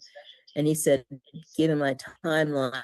And he said, he didn't think he wouldn't be able to Are you breaking up, Ms. Francine? do it, because I was up against a timeline. It said my internet is stable. Here I'm back. It said my internet was unstable on this end. So tomorrow I start the second workshop series for the cranial sacral training. So I told the teacher Ms. Francine, you breaking that up. I'm not going to participate in the practice. I'll come for the lecture, but it is part of the still. Am I still breaking up? Am I still breaking up? Okay, I can hear you better now. Okay, so I'm gonna sit out the practice because all this typing has kind of played my hands out a bit, and I have tendonitis in my wrist, so I'm just gonna take care of myself by not, but just observing and coming to the lecture, and I let them know ahead of time. But I'm feeling kind of down about this whole thing altogether. I'm just wondering if I should continue in this because it's not a degree. And people are having a hard time creating a practice out of it. My purpose was to create a foundation for childhood trauma, and that's childhood trauma in adults as well. So I already know how to do that through my some other trainings I've gotten. So I'm discerning during this time, should I waste my time on another 8 classes with these people? 2 people dropped out. One young white woman dropped out because, well, she talked to me about it in our last class. She felt that the teacher was withholding the original knowledge where the cranial practice from. And I told her, well, it's indigenous knowledge system. And I said, they know that they're just teaching whatever version of it that they want to. But I was told that she told them that she wasn't coming back for that reason, that she didn't think that they were, because of the way that the teacher was teaching it. And I told her that they're not going to teach it. I said, you have to find people that do teach it, and there are resources out there. So also that teacher told her that couldn't start getting paid for what she had already learned. Now, somebody told me that I would just ignore them. Nobody can tell you that you can't take your knowledge and go and use that paid for something. That was outrageous. So she was already licensed masseuse, and I said, all you have to do is tell your clients that this is would they like to participate in your certifications, and then just give them a massage and say, I can give you 20 more minutes of this other practice that will help me with my certification. I said, you don't have to be doing that. So there, and then the organization, I told Sister Ann Sorrell, I just wrote them to ask them when this teacher, to check whoever handled their technology, when this teacher I was writing have done a complaint on, how many classes she taught, when did it start, and if she's still continuing. And they wrote me back all this crazy, wacky stuff that I don't even want to go into, accused me of trying to goad me into another complaint. And I'm like, well, that's the whole thing about complaints is that's optional. It's up to the person to decide whether they want. But both these 2 ladies that Ann Sorrell and I met, I looked onto their website and I found that they have been appointed now president and vice president of the association, while they still hold the 2 roles as ethics. So I told Sister Ann Sorrell, that says to me that there is a huge conflict of interest there. So when they act out like this, I really have anywhere to go to file a complaint, because they are holding those 2 positions. So I've decided I'm going to file a consumer affairs complaint. And that was also in their language, that if you want to file a complaint in some other forum, and I'm just going to do that and mention it and then move on, because they're not worth dealing with. They're too messed up, is what I'm saying. It's always going to be something. And and then just try to continue. So I'm still going forward with my mother's health stuff. Kaiser's still denying the neurology referral. So I'm with Stanford Healthcare, and when they sent me to neurology to get a referral to get an MRI straight up. They didn't like no CAT scan stuff in between. They went straight for the MRI because the MRI shows everything. And then to treat with the MRI if I was to treat. But what Kaiser's doing is they're telling members, oh, just take this medicine. And this is what a neurologist would give at Kaiser anyway. And so you don't, and they're denying people the clause in their contract to get a specialist. So they're twisting my words around. So I'm not in a rush to respond to them. I decided to check with my mother's human resources and find out if there's another health plan she can get into I'm going to tell her, let's get you out of Kaiser temporarily and get into another health plan like the one I have, so that she doesn't have to have delays. And all of their neurology support was in a psychology department, which is a strange place to put it, to tell you the truth, because this is under neurological science, a brain specialist, not a psychologist is not a brain specialist. A psychiatrist is not a brain specialist. They study the brain, but they are not a specialist. That's a physical, for strokes. They don't treat strokes. So Kaiser's messed up. What can I say? And a friend said that I go out to Marin in Northern California. She said, because they don't put me through all those changes. She said the Oakland Kaiser frequently denies people diagnostics and stuff like that. So imagine they're doing that to thousands of our elders. Yes, they are. And then the end of the line is their potential to harvest their organs. That's the truth. It's a dirty trade. If at the end they're not at a total loss, because if somebody dies and they haven't filled out the papers for their to tell them how they want their health taken care, how they want their bodies taken care of, then some of those people, they're going to just harvest their organs, take their blood, sell it, and and all of that stuff. So sorry to end on that note, but keep your prayers going, because it's not I have new students to deal with. 2 dropped off, and 3 are coming in, so there's going to be 4 now. We thought it was going to be 6 this next training, but now we're down to 4, and I'm the 4th person. Okay. All right. Okay, thank you, Sister Francine. You always have such great reports. That was a really great report about what happened with the court. And we know, like you said, the ancestors and just the way that the books are written for these things to come to pass when we have faith and when we do the work. So you went out and you did the work at every step of the way. And ultimately, God came through for you and put somebody in your midst who was able to do so much for you. And that's this current administration wants to get rid of people who do things out of grace and out of caring for people. So someone like this Korean man who lowered the price because he is passionate about helping people. Those are the people that the current administration wants to rip out of these systems.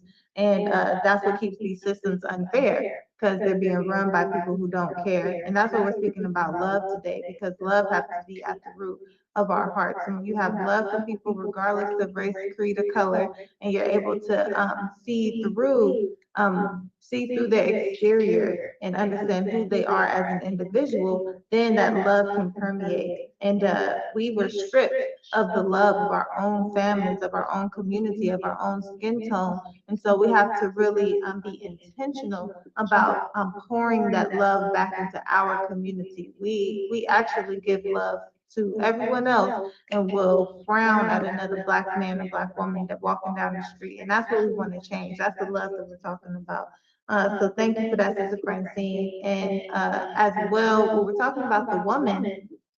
And one of the first things that the enemy does is he attacks the woman. In every nation, in Iran, they're attacking Iran. And the first thing they're doing is saying, well, look how Iran treats their women.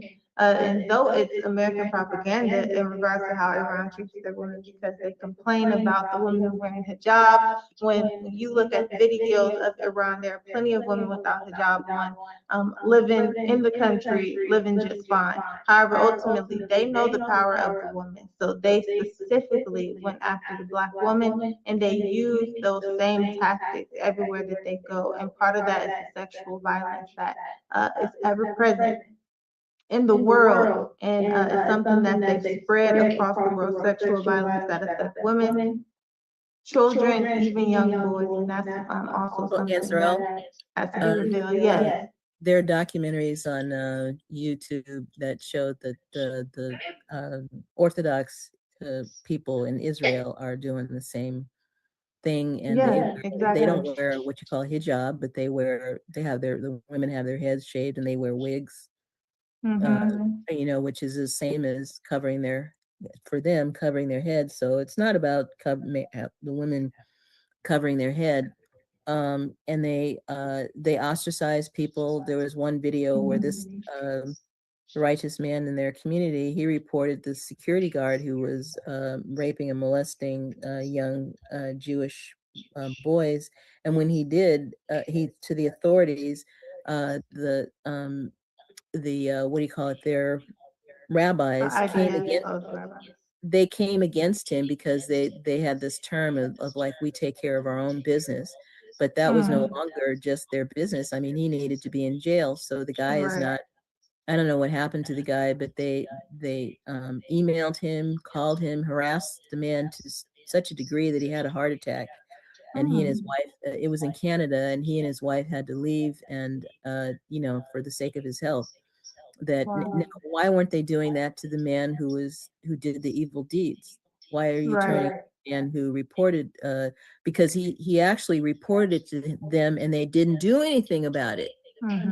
So he reported it to the police, and they're been moving their communities to places in South America and stuff like that, in Mexico, terrorizing some communities in Mexico, have kicked them out, and they're buying back into the community by buying the officials, you know, greasing their hands, creating these communities in which they can operate outside the law. That's so what the I'm talking other about, that culture. Yeah, so I just wanted to add that when I was at that tea shop, I also sat with some women who were, a woman who was an anthropologist, and she said a friend of hers got a not a job, but you know, like um, an appointment to work during the summer at the a museum in London, an Egyptian museum. So she said, so her job was to help them catalog items. When she went to the basement, she said she just cried and cried and cried. And I said, why did she cry? And she said there were so many crates down there that had never been opened, and they had such a glut of material, of artifacts that they had taken out of Egypt, that she said the public was never going to be able to see this stuff. So that's my finish on that. Yes, ma'am. Yes, thievery. That's what that is.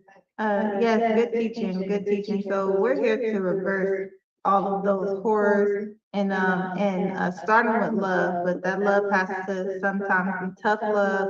That love has to be comforting. It has to be fire. It has to be all of those things to heal our community. And that's what we're here for. We have the team for that. So we do have Answer Demise. I don't know if Answer Africa is with you, Answer Demise. However, if she is, we would love to hear from her. But we do want to hear from you all about how everything is going. I know the security company is really close to be up and running. I spoke to Sister Yandi again, so it looks like we're gonna go with Bluehost for the hosting for the website. So that is moving forward. And yes, if you can share with us how this week has been, how some of your goals for the next week to come, and how all of us can support you with the Turn the Line. Over to Answer Demise.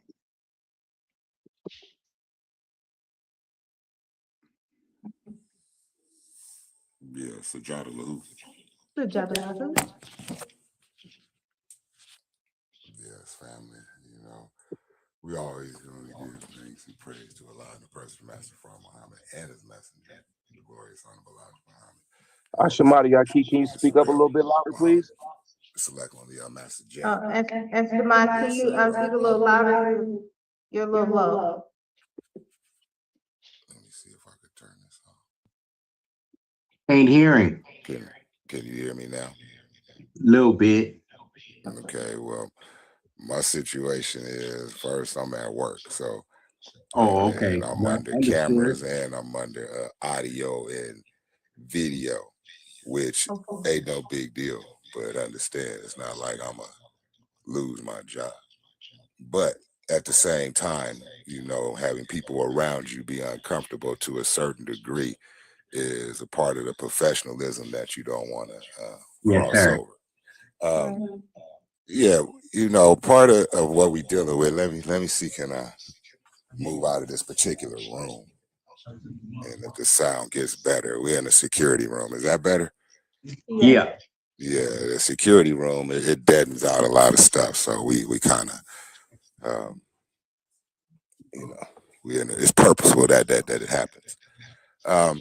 So you know we've been listening to our true reflections, and we've definitely been enjoying the fact of hearing our true reflections go through and deal with this particular grain of knowledge that we on right now, which is that love for self and love for kind, and at the same time that love to reject those who are going against what we know isn't the purpose of where we're supposed to be in life. Right. And so we try to keep it in a short perspective that as far as the business goes, we're trying to make sure that these things come. There's certain little glitches that come along with starting a business as far as this particular kind of business, but we've been blessed, which is the cutting of both directions. So we've been blessed to move forward. At the same time, it's been a few hindrances, but we don't let that stop what we're doing. So we're working on that. That should be a short amount of time before we're able to operate as far as the security company goes. But as far as just one to speak one on love, that love, when brothers is talking about frequencies, we know and we deal a lot about frequencies, and keep in mind that sometimes you think that you're hearing the right tune, but in reality that frequency tune isn't correct.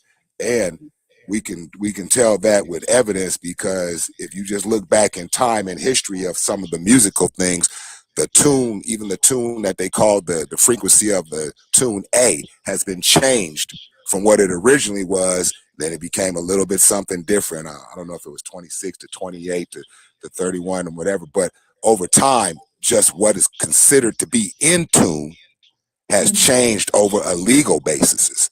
And so around the world, people accepted the fact that this is the actual frequency of the tune of A.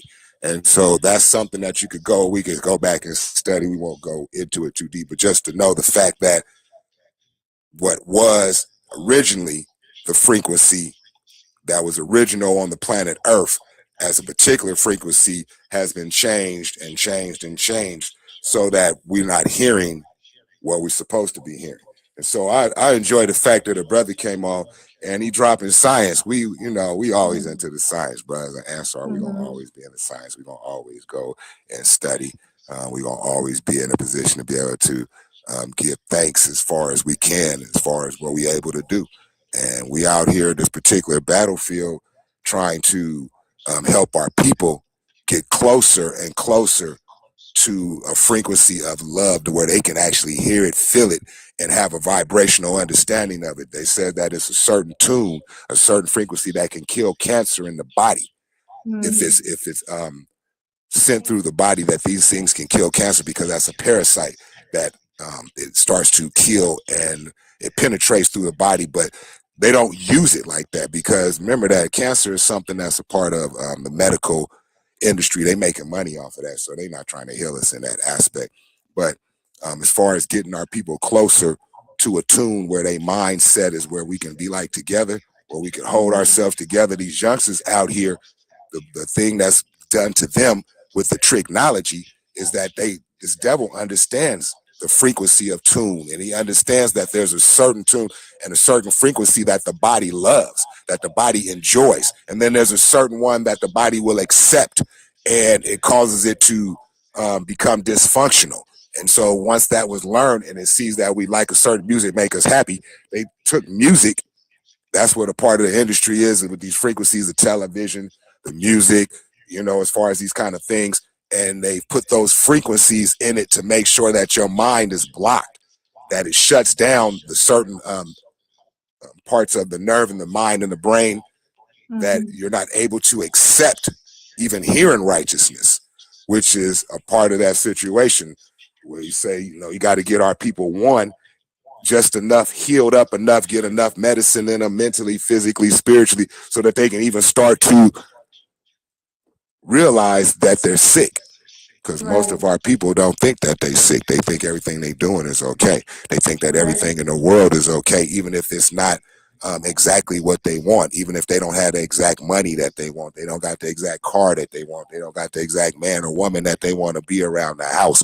But overall, they live in life and they not seeing it as a negative. They not seeing it, when the brother said a 180 to a 360, they're not seeing it as, they're not moving.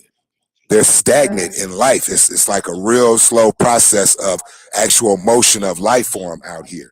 And so, yeah, we deal with it. We liaison for the brothers from our university to our family that's here. And so we definitely keep in mind that our mind, spirit, and soul is always with our family, no matter where they at, in the university, on the street, in the temple, you know, no matter what, we try to stay connected with our folks. And so we just want to make sure that that part of it, and that Third World song, it would be Third World that sings that song, Now That We Found Love, you know, that's a whole process of elevation, of going from just the music and having the Rastafarian mindset to know where the creator is trying to lead us to, that still frequency comes across all of it, you know, not just to them, not just the Rasta, not just the Muslims, not just the Christians, to the whole black family.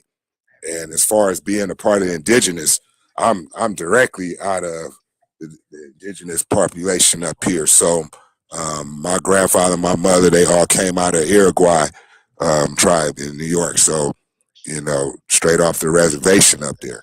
And, you know, it's a lot to deal with and process when you think about it and be around our people. But the number one thing is to get this medicine to our people, no matter what we do, how we do it, and where we go. That's all I'm out here trying to do. I struggle with it within an internal. I struggle with it with an external, you know, and me and the sisters, when we was on, Sister Africa not here, so she's somewhere. She might be at the house, but I think she's out working because her and the little one went together. So she took her to work with her. I don't know what happened to Miss Lady. I think she was supposed to get on with some of the, you know, our survival tips for our meeting. This is our business meeting, so we always try to keep it in a business prison and keep that particular presentation up there for our folks, you know. And so it's that particular point. I'm gonna end with that, to just say that, hey, know that if you really start hearing and you hear it and it's in tune to your ear and it's in tune to God's pattern, you can see what's in God's pattern. You feel righteousness. You can see righteousness. You can see evil out here every day. And so we know the difference. And so what we do is move towards that's pleasant for righteousness mindset. With that, I say, Sajalahu. Yes, sir, Sir John. Yes, sir, good teaching. Thank you, Auntie Demise. That's good teaching. Yes, sir, Brother Nante. I just want to piggyback off what the brother just said, right? So I'm gonna just add this. There's a verse by the brother Styles P from the rap group The Locks. He said, "To the gods that lost their earth, the world is a song, dog. You just lost your verse." What he meant by that is you got to use a certain type of bait to catch a certain type of fish. So when you dealing with frequency and you dealing with elevation, you might not say the right thing at that time. You just switch your approach up. It's not hard for us to identify that which is good for us, even though we regurgitate it back. You feel me? But you can't eat on the table of God, off the table of demons. One thing that I could say is this: our God is not the author of confusion. He's Right. the same yesterday, today, and tomorrow. He's consistent in the things that he do. So that divine frequency that I'm speaking on, that ain't never changed. It's never gonna change because he don't change his ways. He stays consistent. Let me, The Oh, go ahead. Go ahead, please. he's consistent in that, right? What the brother said, I agree with everything that he said wholeheartedly because what was going through my mind when he said it is this. This is the reason why he said to take string instruments and to sing praise to your God from yourself. So that frequency, that's the God that's inside of you. You manifest that. That's being the light for those that's still in darkness or that might be deaf, dumb, and blind and might not be able to understand this. One of the things is that while we creating the opportunities for jobs, for housing, for and we educating our people to who they are, a lot of the youth right now they stem from a lack of resources. They whole thing when I talk to them be this, bro, what's the use of me changing my life when it ain't like you could bring something to the table that's gonna help me to be able to sustain. So what I teach them is this: you have the power to do everything that you want to do. See, I'm not gonna be one of them elders who be like, "Oh man, you youngsters out here making all this money, you need to do something with it." No, I'm gonna show you how to do it. I'm gonna show you how to get your EIN. I'm gonna show you how to get your business license. I'm gonna show you how to register yourself. I'm gonna show you how to break yourself out of the matrix, and that's what the elders that was over me never taught us. We had to learn these things on our own. So we actually went through our trials and tribulations of being in a state of ignorance. So now that I've learned these things, I give it to them in all three phases, the beginning, the middle, and the end. And I don't just give them parts of it. I plant the seed, sometime another man water, and then Allah subhanahu wa ta'ala gives the increase. But the thing is, we don't have a clear foundation for them to feel comfortable because you got to remember, if they minds, if they haven't decriminalized their minds, everything that they think is going to be crooked. But we don't make Muslims. Allah subhanahu wa ta'ala is the one who makes Muslims. So us just giving them the knowledge and showing them that love is what's going to draw them to us even more. And I go back to this. It's that love that comes from our mothers. A lot of I'm gonna speak for myself. A lot of individuals, specifically, if they wasn't close to their mother, or because they got abused by certain people who were of another gender that was in positions of power, it turned them off to that. Them being able to see their moms use drugs and then be in the streets and stuff. So it's like, who is the best example for them to have that of that idea of what a real strong woman is. And one of the things that I noticed when I have every conversation with them was missing out the house is big mouth. I'm gonna just keep it all the way 100 with you. That's what's really missing. Like I remember them days when I used to get my ass whooped and she go get a switch. You had to go pick one. You come back with a little one. She gonna go get a big one. That disciplinarian that's not sparing the rod. But I'm not saying that they need to be whooped, but they need to be whooped mentally because they don't understand the power that they have. They don't understand that the reason why they the way how they are is because that's that fire that's inside of us from our ancestors. And the word actually in the sacrament says that for gold and silver is tested by fire, for its purity shall a man's heart be tested by that same fire, because our works will be revealed through fire. So by us being the shining light of love and emitting that frequency of loving somebody just for the purpose of loving them without wanting nothing in return, because they already have it in their mind that everything that somebody wants from them, there's some type of what you call it, they have an arterial motive behind it. My arterial motive is I just want to see you win. I want to see you learn who you are and pass these things down to the next generation for those that come after you. That's my arterial motive. I want you to be the best who you are because you was created in the best of modes. So I understand everything that the brother was saying and it's factual. And we just got to be patient with the youth because they haven't had the ability to have the opportunities that we have to be able to sit under master teachers and under scholars and be able to get that information from them rough, rugged, and raw with no cut on it. they still getting stuff that's been stepped on, got baking soda, got fentanyl in it and everything else. That, excuse me, they ain't got that pure, what we call pure dope. They ain't got that. So they missing that. Emperor. So they main thing is when they see a brother and he bounce out on them and he got his two-piece suit on or he got his bow tie on and you still looking humble, but brother, you got a Rolex on with more diamonds than I probably got in my teeth. And you sitting here telling me that you're trying to do this, first thing I'm gonna look at you is like you crooked. That's why the prophet told us to don't flaunt our wealth. So the first thing they're gonna be looking at is like, well, what can you do to help me out of this situation? And don't be talking this shit about you just gonna help me get a job. No, if anything, what we need to go back to, and this was what was important, um, and it just came to my mind again. So I bring this to the table for the Ansars. We have to create some type of institution that teaches people job skills, whether it's clerical, whether it's carpentry, roofing, plumbing, electrician. Like we should be able to do these type of things to teach our people so when they go into these industries, they not only learn the skill, but we learn what the environment is that we're gonna be networking in for our own survival. And I think that if we do this with them babies, that will help them because they so spoiled now from them being able to sell drugs and get large sums of money that to reduce that down to where it's the bare minimum, they have to understand that you was chasing an illusion. The illusion was you having all of this money and doing all of this, bro. Like this is the reason why I don't wear chains no more. When they figure out the reason why we actually wore big ass chains in the beginning, they will open up their mind to it. The slave that was worth the most money, that had the most stock, was the one with the biggest chain around his neck. And that's an innate thing inside of our mind of why we still wear them big ass things around our necks. So you got something on your neck that costs $40,000, $50,000.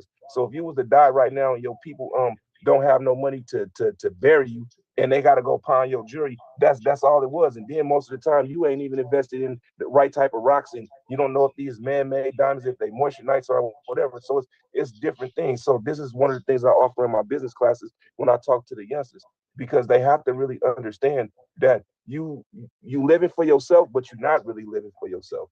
Your main purpose of your life is to take this knowledge that you have for yourself, for your kids, and then pass it down to your family. The most beautiful thing that I'm looking for when I graduate is to be able to leave my family in Salat. That's the reason why I got one of these remote control devices, to be able to communicate with them and to be able to do that within the last 10 days of Ramadan, right?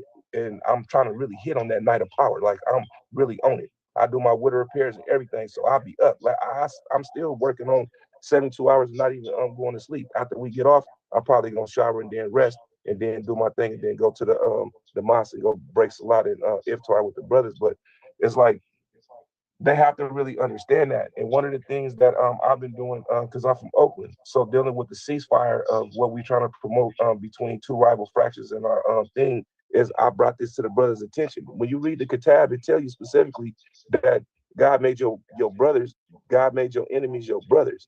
So the self-hatred that's propagated through plantation psychosis is one of the things that's really hindering the brothers' growth and development in these things. They have to really understand that it's a trap that we're in.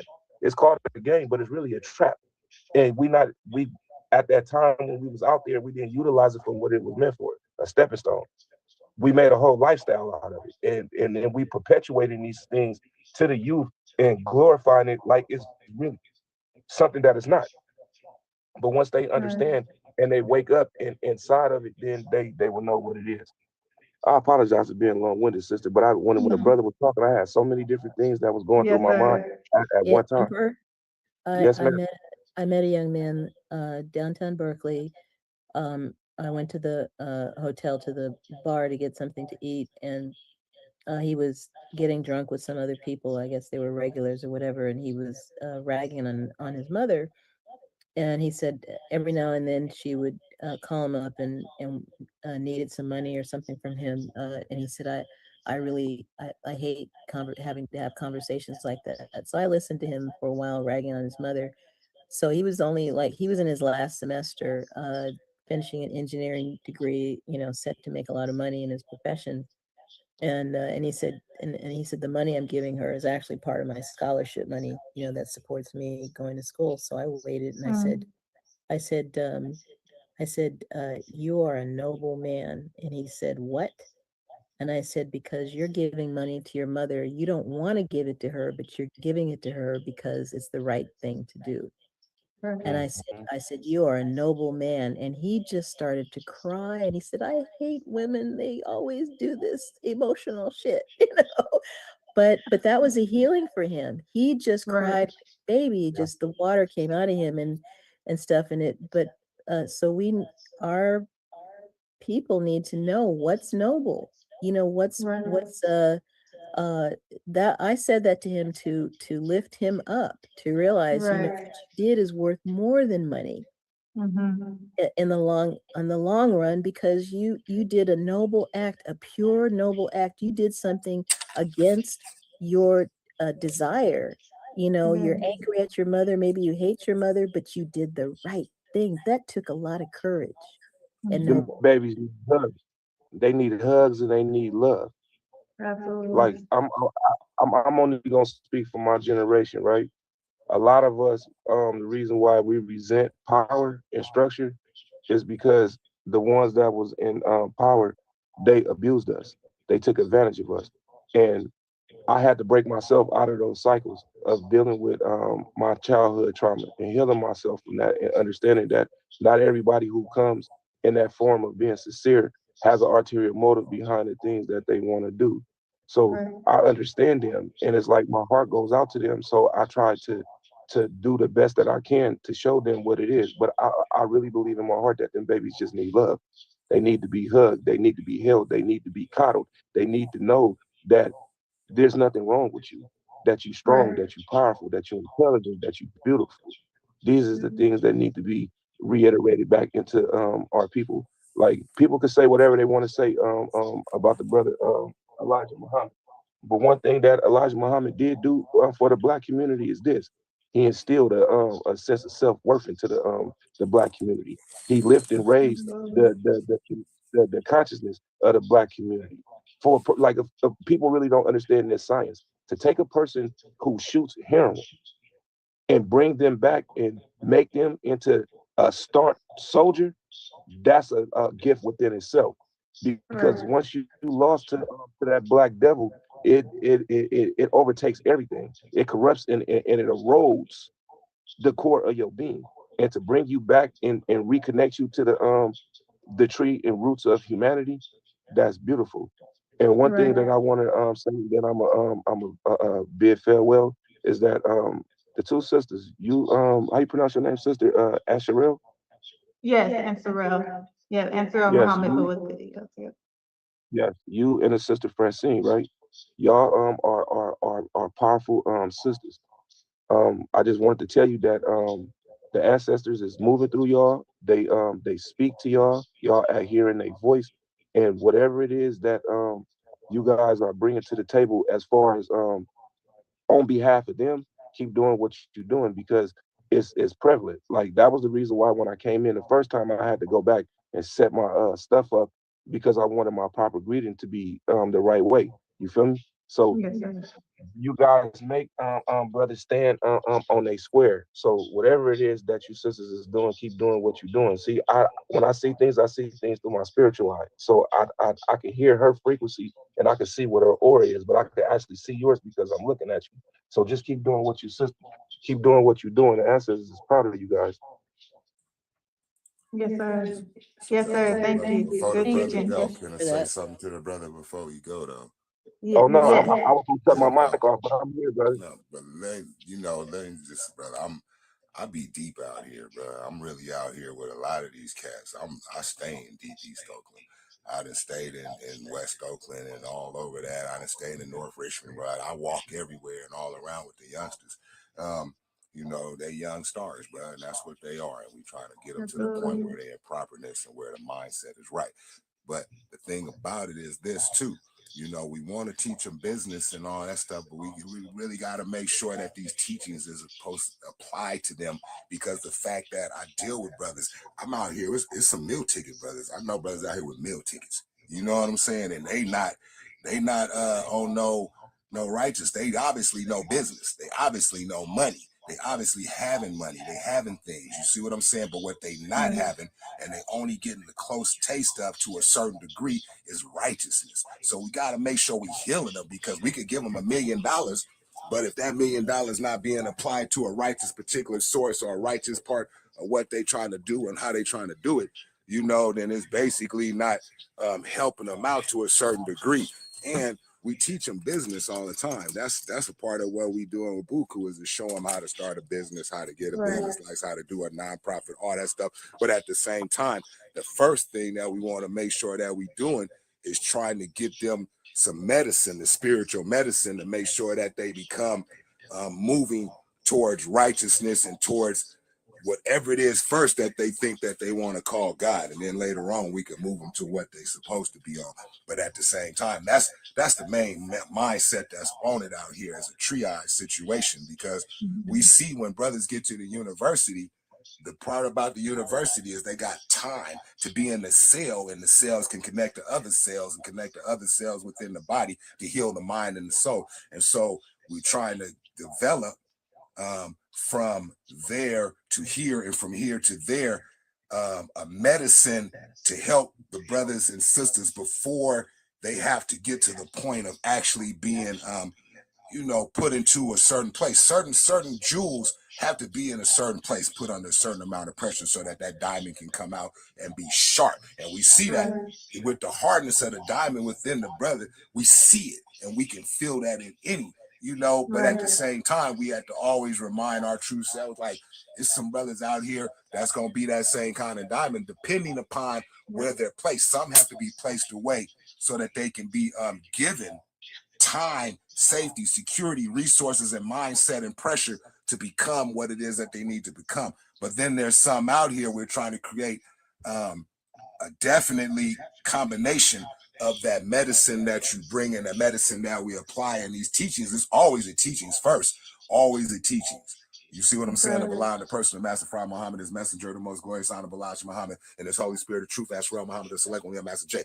That is always first and foremost to be able to deal with, because that brings the formulation of even trying to unite all of our people, no matter what banner they under. It's because of these teachings that we are taught to unite and bring in all of those. But we want to make sure that we definitely be on these young stars about trying to have a God, the God within them is being pushed into a righteous mode. And you're right, it do begin, and all our stuff is run anyway through the mother of civilization anyway. We don't got a problem with that part. But we can teach them all the business we want. Brother Bay was teaching them business all they want. Without the God and without the righteous part of that medicine being put in there, then they'll just be, look at Epstein's. They was businessmen. You know what I mean? Look at all these fools that's businessmen, black businessmen that got money, black businessmen that know how to run a business, that know how to start one, that know how to do all this particular stuff, but they not a part of the righteousness. So we want to make sure that first they getting this righteous, no matter what they think they call that righteousness. I'd rather have the brothers in the church, deep in the church, deep on the spiritual, deep making a commitment to God with the business. You see what I'm saying? And go from there. That's just real. And that's how it is. And that's what you're saying. And that's what we're saying too. You know, so we try to create a business, a mindset together to be able to help them from there to here before they get to there, and those from there to here before they come back to here. You see what I'm saying? That's the true medicine of it. It's a job. That's all. Assalamu alaikum. Look, one thing that I want to interject is this right here. I'm not giving this institution all of that praise, bro. These seeds was planted on me before I got here, but I chose to ignore it. They was watered while I was here. But I've been connected to the streets the whole time that I've been blessed to be able to be connected to the streets the whole time that I've been gone. So elders on the streets is the one who raised me up in the position that I'm in right now, right? But one thing we always hear people say is, oh, it's each one reach one, right? Or each one teach one. No, it's all three. Each one reach one, teach one. So I'm gonna just say this from my personal experience. You need to identify whoever them brothers is, the ones that you feel that got potential, and go kidnap them. And the reason why I say that is because it is. We had people that was over top of us that was using us as pawns on their chessboard.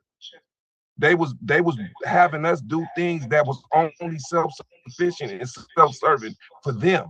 So you got to break them away from that to expose them to something else. That's the reason why I said you got to go kidnap them. You have to get them away and isolate them first for them to be able to see what you're trying to show them from the outside looking in, because them on the inside looking out, they comfortable in the situation that they in. They don't think that there's nothing wrong with it. But when you expose to them and show them, for a magician uses tricks to fool his audience, therefore illusionary thinking have you imaginary living.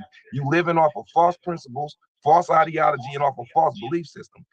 You mentioned these other Yankees that had money, right? One thing about them is they didn't have a moral compass. So I agree with you on that. By you can have all the money in the world, but if you don't have a sense or a foundation of God, you just another lost vessel. So you have to go repo they more control unit, brother. You can't leave them in the same situation and let them go back, because they're not gonna be able to they're gonna be like the ones that it says in the Bible. They're gonna sprout up, it's gonna be rooted, they're gonna sprout up, and it's gonna send. The sun gonna send them, because they're not gonna be able to retain the knowledge. That's why we don't put new wine in old vessels, because it's gonna still be fermented and it's gonna bust and explode. So we have to remove them from them situations. And if they receptive to what it is that you're saying, you got a duty and obligation to do exactly what I just said right now. And that's not me speaking, that came directly from the ancestors. That's the only way that it's going to happen. So go back to what you just said. Yes, me being isolated, it gave me time to do things, but that was me making a conscious choice and decision to do something with my time and not let my time do me. Because I could be selling drugs in here, I could be on the woo-wop out there running around with knives, stabbing people and all type of crazy shit, not even in my right state of mind, and still be moving like a savage. But I chose to bow my crown to my creator and humble myself and allow him to guide me to where he wanted me to go, so he can increase me in my stature. So I understand these things. And that's one of the things that we need to do, bro. There's a lot of the brothers on the street, man, they ain't been through manhood training. I was blessed to be able to be around elders who've been around 30, 40, almost 50 years. And they gave me a lot of information to help me, because they saw something in me that was bigger than myself. At the time, I didn't even see it, but they brought it to my attention and they harnessed it. So I agree with you on everything that you said, but that one aspect, I would suggest, if I was you, I would add that to my repertoire, bro, to create some type of thing to where we actually could take the brothers somewhere and show them things that's outside the environment. Because I could just tell you this, I'm 45, I'll be 46 in July. I never been to Magic Mountain, I never been to Great America, I never been to Universal Studios, none of that. So even though I traveled and did certain things, but the small things that I could have did with my family, I didn't do, because I was so invested in the game to where I was paranoid, because now I'm the league. I didn't know what was gonna happen. Every time I went out and went to a function, something happened and we ended up getting to a shootout. And that's a messed up way for a person to have to live their life. So that's why I'm saying the brothers need to be isolated and worked on. You feel me? That was one of the things that the nation did. They isolated them brothers. They took them brothers out of the situation they was in and showed them something different. And they was receptive to it. And I could just hear from the way how you articulate yourself, they in tune with your frequency, because they wouldn't be coming back around you if they wasn't. So they listening and they receptive to it. Now you got to implement that. I ain't gonna say force, but we got to kidnap our people, bro. Because if we leave them in that same situation, what's gonna happen? The environment gonna swallow them. That makes sense to you, SR? Yes, sir. Yes, sir.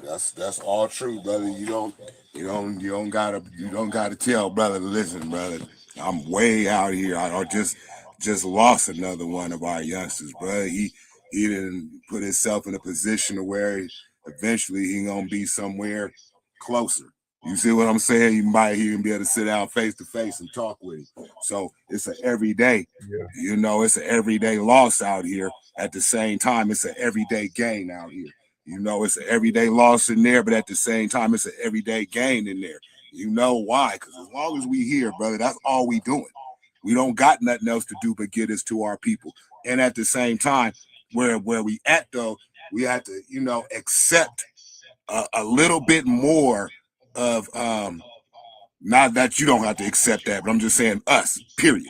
We have to accept in this world where we at a little bit more of a loss at some point. We see a lot of good spirited brothers lose that don't have to lose. We see a lot of good spirited sisters lose that don't have to lose just because of decision making. And so it's not that the opportunity isn't there, you know, for them. It's just certain times we make certain decisions, and that's kind of like where we are. And that's something that, as the Spirit Scribe, has been one of the lessons that we've been on, is in the valley of decision, you know. And so we hear, you know, it's so we grew up, bro. We grew up around a lot of Rastafarians, and so we hear reggae music. You hear that terminology in reggae all the time, you know, in the valley of decision. So we always in that valley of decision, and the problem is when you are in a position where you could just slide left or slide right, you literally right. We literally got a jump squad. You ever seen Jump Squad, or you've seen that movie? Is it the movie Jump Squad, where they basically was kidnapping brothers and reprogramming them, taking them to the house and taking the white out of them and bringing them back to the black mindset. That's like the mosque. We can't hold you there legally because of the way that the world is designed. This devil made sure that he can hold you legally and program how he want to program you, but we can't cage you or hold you legally and program you the way that we want to program and hold you. So we have to be very cautious and careful, and at the same time, we have to be accepting of those who don't want to be able to accept what they see, know, can taste, and feel what is righteous for them, yet they still have a mindset because it's easier and it's more pleasurable. Sometimes these teachings is bitter going down your mouth, but they so great to your body and your soul and your spirit, but it is bitter to the mouth. And there are those who don't eat to live, they live to eat. And the ones who live to eat want to savor the flavor in their mouth. They want everything to have a particular beautiful taste that goes down that particular mindset of their throat. Not just the physical throat, but the mental throat and the spiritual throat. They want it to taste sweet. They want it to be, if they in the salt, they want it to be salty. If they in the sweetness, they want it to be sweetness. If they in the combination of both, they got a particular thing they want it to taste like. And if it don't taste like that, then they tend to spit it out, reject it. They don't even, sometimes they don't even put it in their mouth. They smell it or look at it and go, I don't know if I'm gonna be able to eat that. No matter what you tell them, like 2 bites of this will heal your life. You know what I'm saying? And they still be like, I don't know, it don't really smell like what I want it to smell like. And then they try to taste a little bit. You know, they don't really put a spoonful. You ever see them, they dip their finger in something and, oh man, I don't know if I'm gonna be able to eat that. Okay, this is to heal you. This is to make sure that you are going to be able to go where you need to go. And so this is what God has given me to give you. I can't force this down your throat. You are the horse at the pond.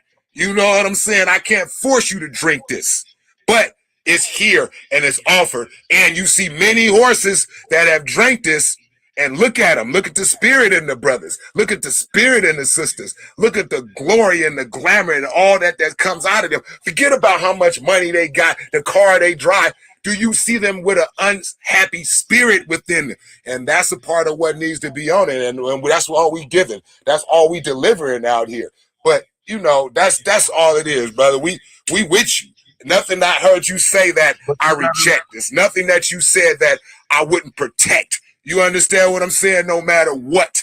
And that's what it is. And so that's just where we are with it, true self. Yes, Sajala. Just remember this, beloved. There's 2 types of individuals when we're dealing with knowledge, right? You have people who's receptive to the knowledge, the seeds fall on good soil, will take root, and then they produce good fruit, right?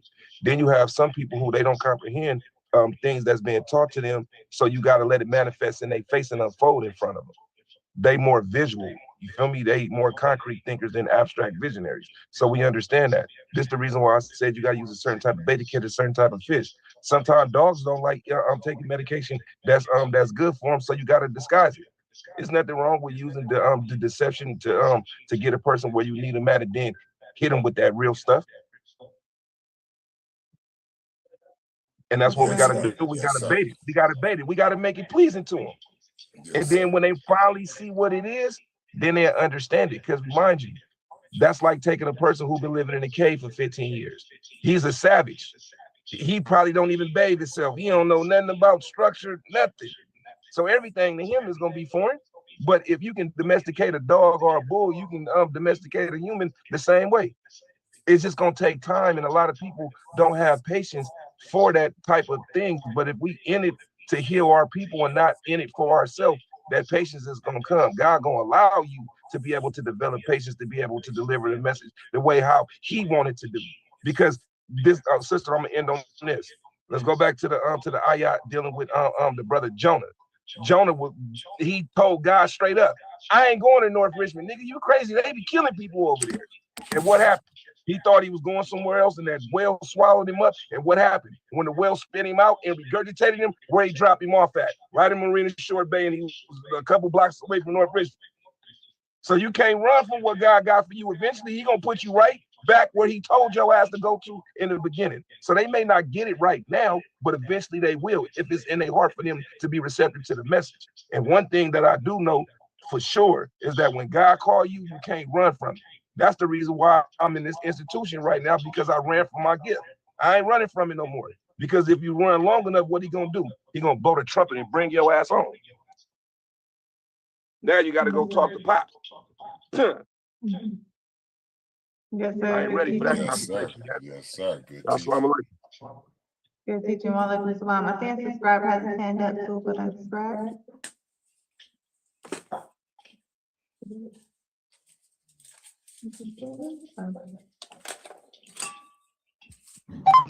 Yahoo! Good, Jalu. Man, the BUCU live is on fire today. That's right. Due to the creator, Master Wallace D. Far Muhammad, is messenger of the glorious Most High Balaj, Muhammad Answer, Muhammad Slagala, Master J. Just move us to one to go back on some that our beloved mother of civilization, Sister Francine, was speaking about as landlords. And you know that the understanding that the glorious Most High Elijah Muhammad gives us, we don't say gave. They have a narrative now going around like the messenger is past tense. The late Elijah Muhammad, you know, he did, he used to do. No, he's still doing. He's still doing. The knowledge that he gives us, that our woman is like the land where we plant our crops, and we have to protect that. And understanding that more so in relation to these seeds, you know, as products of the original. There was single essence, and so within the word woman is the word man, within the word she is the word he. And she brought forth a son. Now this S-O-N is like the S-U-N, and you see it in the Bible, in the book of Malachi, right? A life-giving son, a son of righteousness arises with what? With healing in his wings. Now we back on these wings. The knowledge that he's bringing forth, and us coming to that self-illumination point, realizing that part of ourself. It takes, in the science and mathematics of the construction of the universe, another Ansarel Muhammad lesson, it says that there were 225 billion splits before we got to that part of ourselves that was used to produce sun 6 trillion years after we came out of triple darkness. Now that knowledge has not been outstripped. That knowledge is from a man whom we understand to be Al-Mahdi, to be Christ, to be Messiah. But it relates to our everyday birth in every field or endeavor, in anything that you encounter. And what we're encountering now is a time that you've never seen, where we're entering into a very harmonious convergence of all thought, all ideas, all of the hunters and gatherers mentally that went out and gathered degrees, frequencies. The little yofos went out. They travel on magnetic. Our beloved messenger teaches us that they travel on magnetic. And so the strongest magnetic out is force and power. The understanding of force and power, the difference, the distinction, the alpha Quran of force and power, the woman representing the force, the man representing the power, and distinguishing that. However, that law of attraction between man and woman is the strongest law of attraction. Yaqub dealt with the law of attraction. with the magnets. And by that, he was able to subdue the world, howbeit only for 6,000 to the end of his term, right? And we took 2,000 of those years when we banished them to the caves. Surah 59 witness to that. So now let's just look at this loss. We were talking about loss and the understanding of the 225 billion splits. You're not in essence losing anything because nothing dies, right? It's transmutation, death. The chemical elements of the body go back to the earth and help nurture the earth. There's a combustible engine of thought.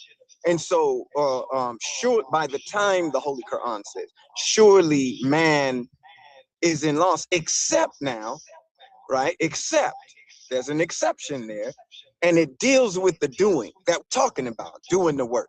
Now, when you're in the womb, and I would share with our family that this universal womb, the mother on a higher level, this universal womb that we're in, Babylon, baby G, that womb, you're in the triple belly of the beast. And we have to come out of her, my people. Come out of her, my people, and into reality.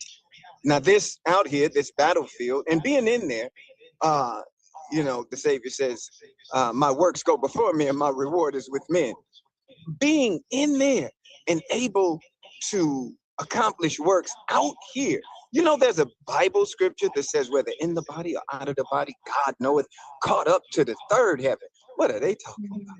We know what they talking about because we was in that triple belly of the beast. We was in there and we came out here. We understood the difference of the junior hidden high, the junior, the hidden university, the school of masters, and the actual battle.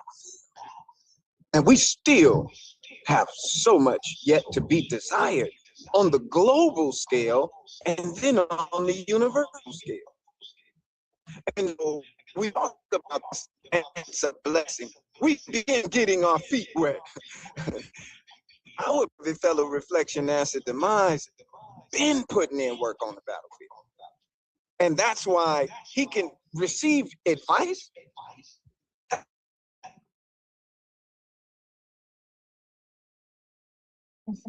Elder, our beloved fellow reflection behind the walls, is an elder who acknowledges being educated by elders out here. I would probably not be shocked if the elders out here that he was educated by were educated by some of the very elders on the phone. We older than the sun, moon, and stars in actuality, but we still babies. And we have to make ourselves as a child. This is what Imam Issa says. In order to enter that womb as a seed that is going to receive or be clothed upon from on high, receive that new vessel. But that's upon being birthed from the cocoon we're in. And there's many cocoons. You birth from one cocoon into another cocoon in order to come out and manifest your God signs. The beautiful works are having a janitorial. We have a janitorial company. And I've been people who've had janitorial companies. We've had janitorial franchises. We went up to government contracting, and still we have a lot to learn. We got to rub shoulders with our true self on that. A construction company.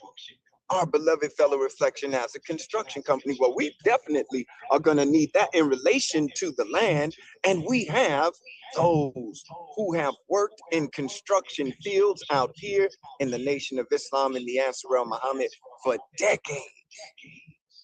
So we now are connecting the dots. The beauty of the language barrier is, you know, you can't force everybody to speak the same language. In fact, our beloved messenger, the glorious Most Honorable Elijah Muhammad, teaches us that Tower of Babel, that experience that took place, that teaches us what happened when God confused the languages. It's really understanding the 12 springs and all tribes knowing what level to drink from. Our beloved fellow reflection says he speaks 7 languages. That's beautiful.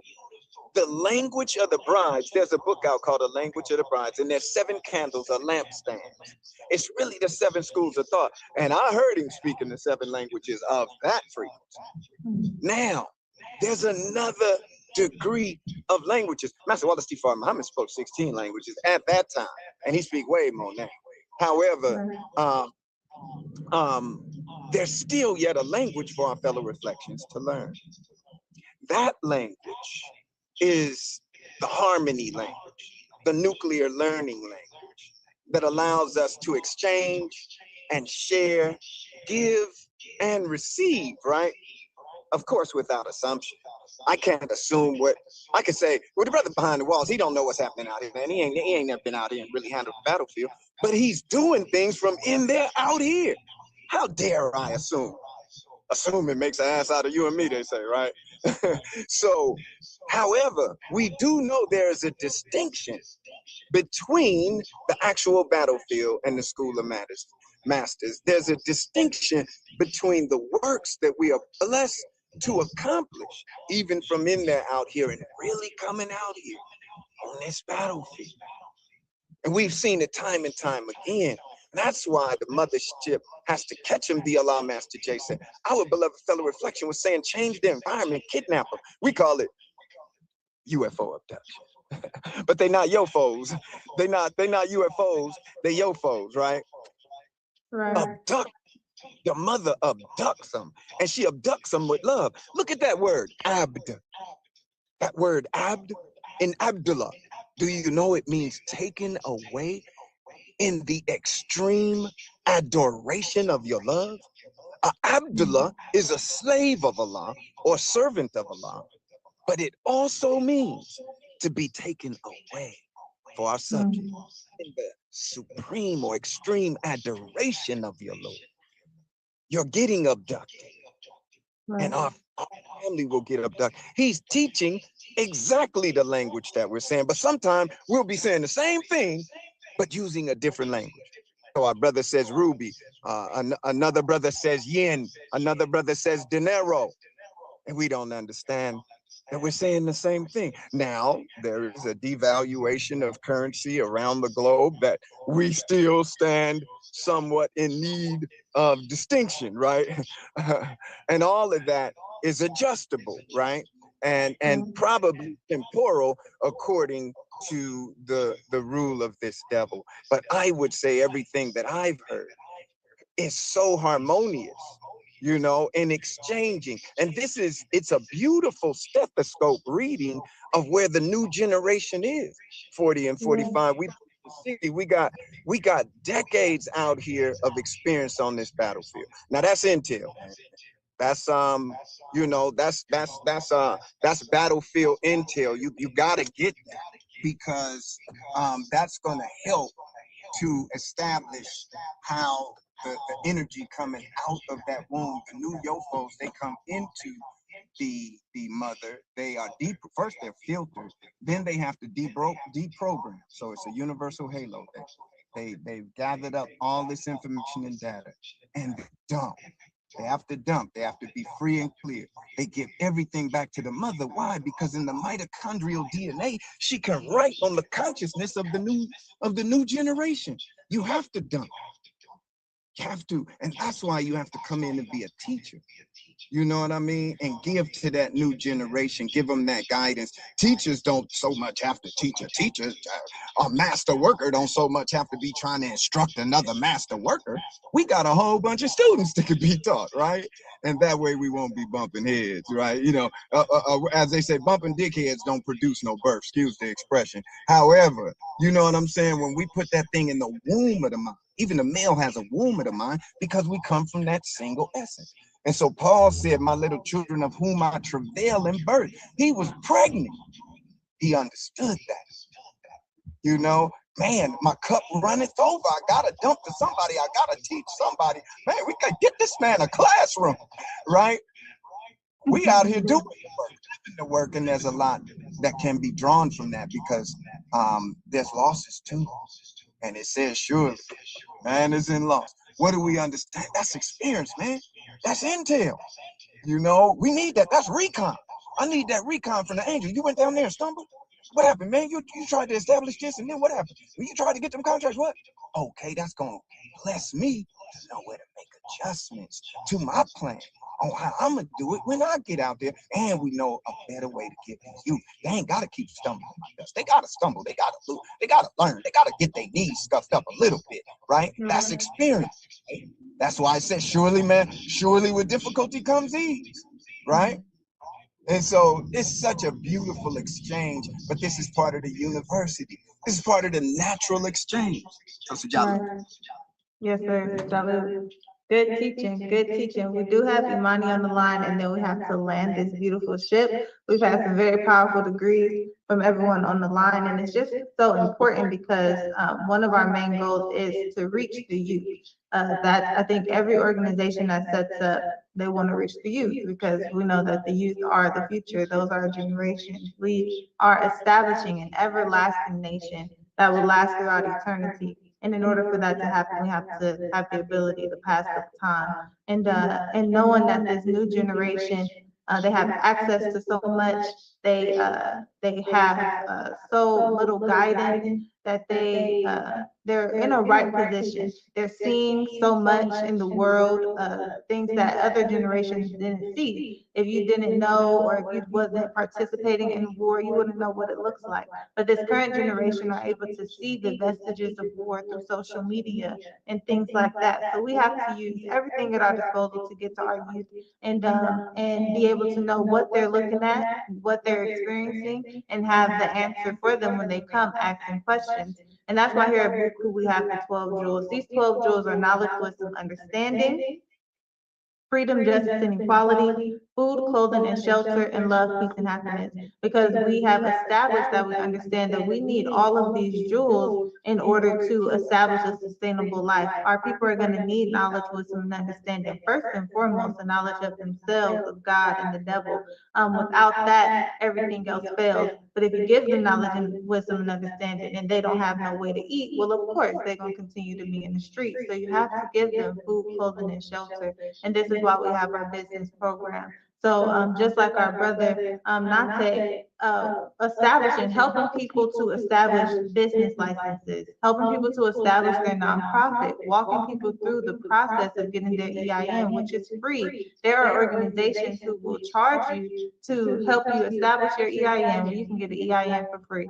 This is the work that we're doing here at BUCU, and it's just beautiful because every time we are on this line, we encounter unifiers in our community who are in that same line of work, who are of like minds with us.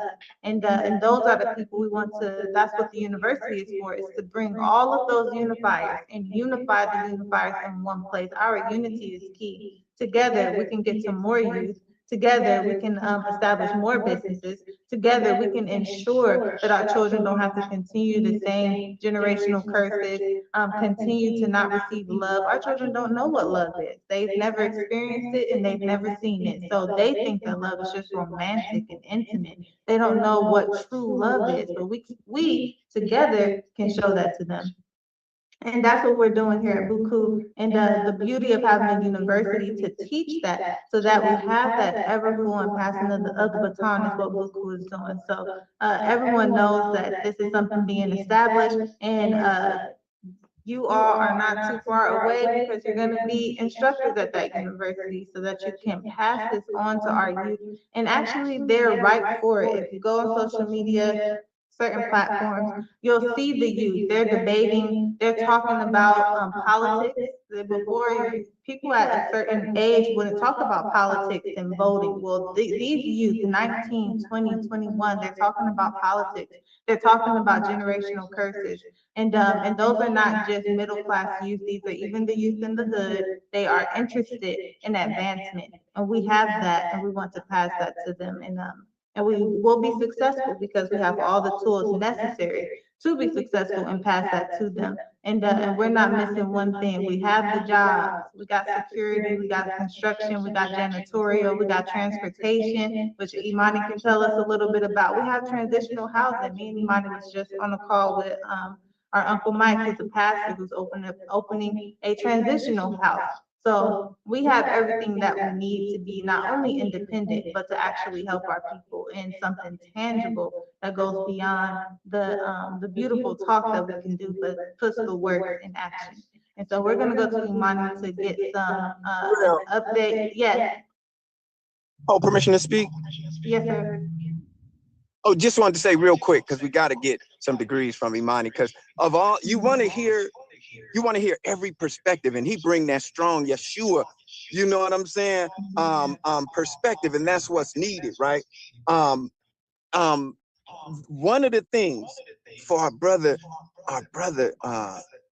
Nate said is this, and that we can recognize the reason why we are yet still fine-tuning our exchange language with the youth. You know, he said he had to turn the hearts of the fathers to the children, and turn the hearts to the children of the to the fathers, lest he smite the earth with a curse. Now, the reason why we are yet fine-tuning that even as we speak, and that work is going to be done rapidly, because we have language of the brides, we have this already foretold. However, it's because we haven't been moved to do what it is that we were assigned to do, which is to get behind the walls, remember those who are in bonds, as if bound with them, and beware of how you entertain strangers, for some have entertained angels unaware. Our work, and this is what the liaison is working and passionate about, is getting to our brothers behind the walls, knowing that we have brilliant minds like this brothers in there doing work like that. We're supposed to be so well connected. We're supposed to be connected. And now, brother, we putting these love clutches on you. We ain't letting you go. I want your number, email, all that. We ain't letting you go. However, Answer Demise is always on us about getting and letting our people know what we're doing out there. They don't know what we're doing out here. They have no idea. But they like, I don't know what y'all doing out there, but maybe it look like y'all need to do this and y'all need to do that. They don't even know. And there's so many organizations that are doing so much and people don't even know them. That's why we unify and unified. That's why it's all about BUCU. BUCU mean abundance. You know what I'm saying? BUCU mean abundance, but it's so much more to that word BUCU.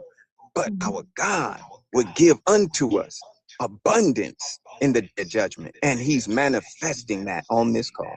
All right, Jalu. Assalamu alaikum. Just real quick, sister. Aki, one of the things that I wanted to say, so I'm gonna share a quick little testimony. Number one, there's two branches to our family. People have to really understand that. You have our street force regiment leaders, and you have the brothers that's behind the wall like me.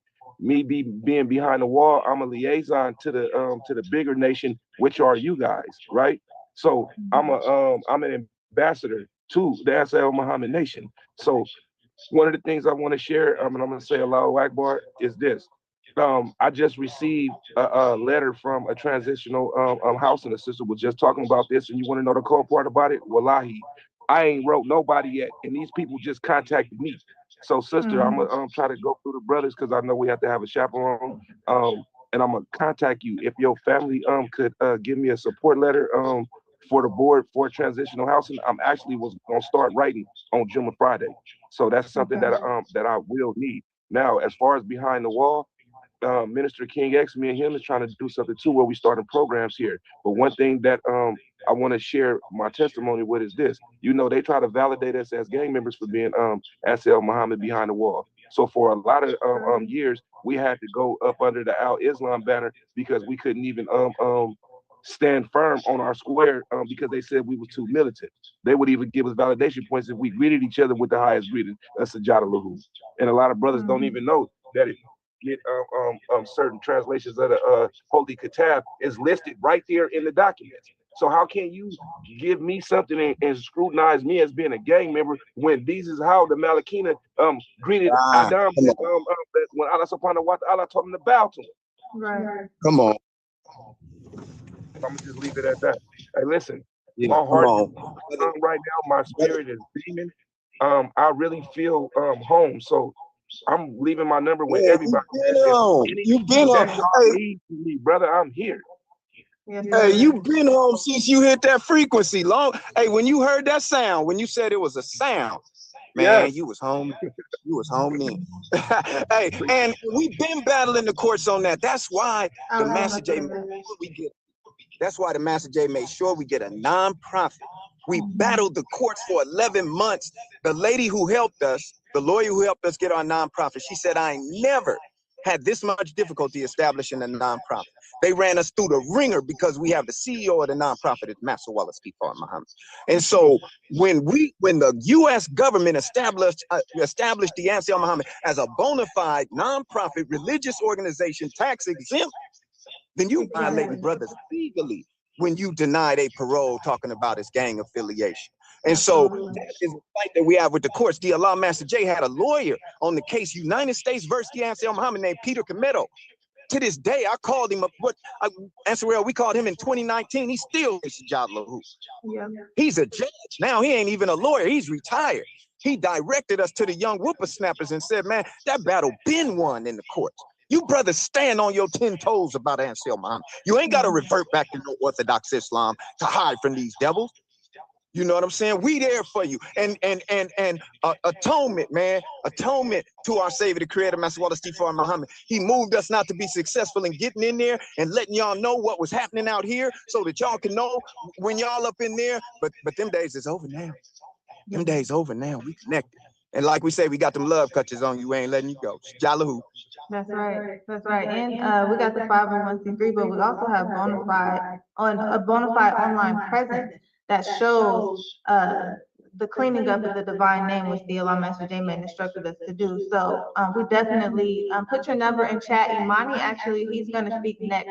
He actually is working also with the transitional house. So he'll get your number as well so that we can stay connected and we can help with the transitional housing and also with any letters that you need and also with the cleaning up of the divine name and proving that the Ansel Muhammad are not a prison gang.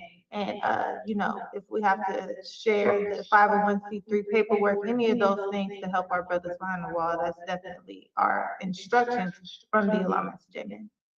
Thank you, sister. Yes, sir. Good teaching. All right. Okay, Imani, if you can share with us, I know Imani has a lot going on. He's doing the security, the transitional house, Uncle Michael, the transportation company, the t-shirt company. So Imani, and performances. So it's a lot going on. Imani, if you can share with us how this week has been with you, your goals for the week coming up, and how all of us online can support you. We'll pass the line to Imani. I'm only share this because I know I'm amongst family. Because I really don't say nothing about when I'm fasting, but I'm on a 24-hour dry fast. I'm ready to go to sleep. Okay. I'm ready to go to sleep. Yeah, trying to get my You aligned with us for Ramadan. You know what? That's what somebody said. So I was like, you know, Ramadan? I said, I'm not, but actually I am into it with all the Muslim brothers and sisters around the world. That's right. Yeah. That's right. For sure. That's right. Always, man. But yeah, man, I feel the love on the line, man. Some realness and some truth on here, talking about the especially the youth, man. You know what I do so me and my sister have a nonprofit just to start over for my brother. We have a nonprofit that she started up a while ago, and I wasn't really into it. You know what I'm saying? I was doing my own thing with my security, you know, working with the Warriors and everything. I was on my own world and stuff. Still living in East Oakland while they were in Solano County and stuff. And sis had been doing her thing, telling me to come out all the time and everything. So eventually I got locked in a couple of years ago where I came to a resource fair and I was like, this right here is what we need. Right. In the neighborhood. We get resources, and she brought resources from all kind of different walks of life, and just like, look, our people need this here in Vallejo. You know what I'm saying? So, you know, to see her gather all of these people all together at one place where it was very small at first, and then it just grew huge, told me how much of a wildfire that we could put into the field for people to come out. So, I've been trying to, manage my time and everything, especially now and stuff. So now, fast forward, I'm in the after school program. So we got after school programs where we work with the girls, with the fly girls, and then we got the next level kings. My whole thing is being 41 and having, us looking for a safe space fellas who won't gossip and who won't go pillow talking and to they loved ones or whatever. When it comes to us being on safe spaces, telling stuff, the fellas talk about things that we go through in life, and it's hard to find those safe spaces, where we can really sit and just, hash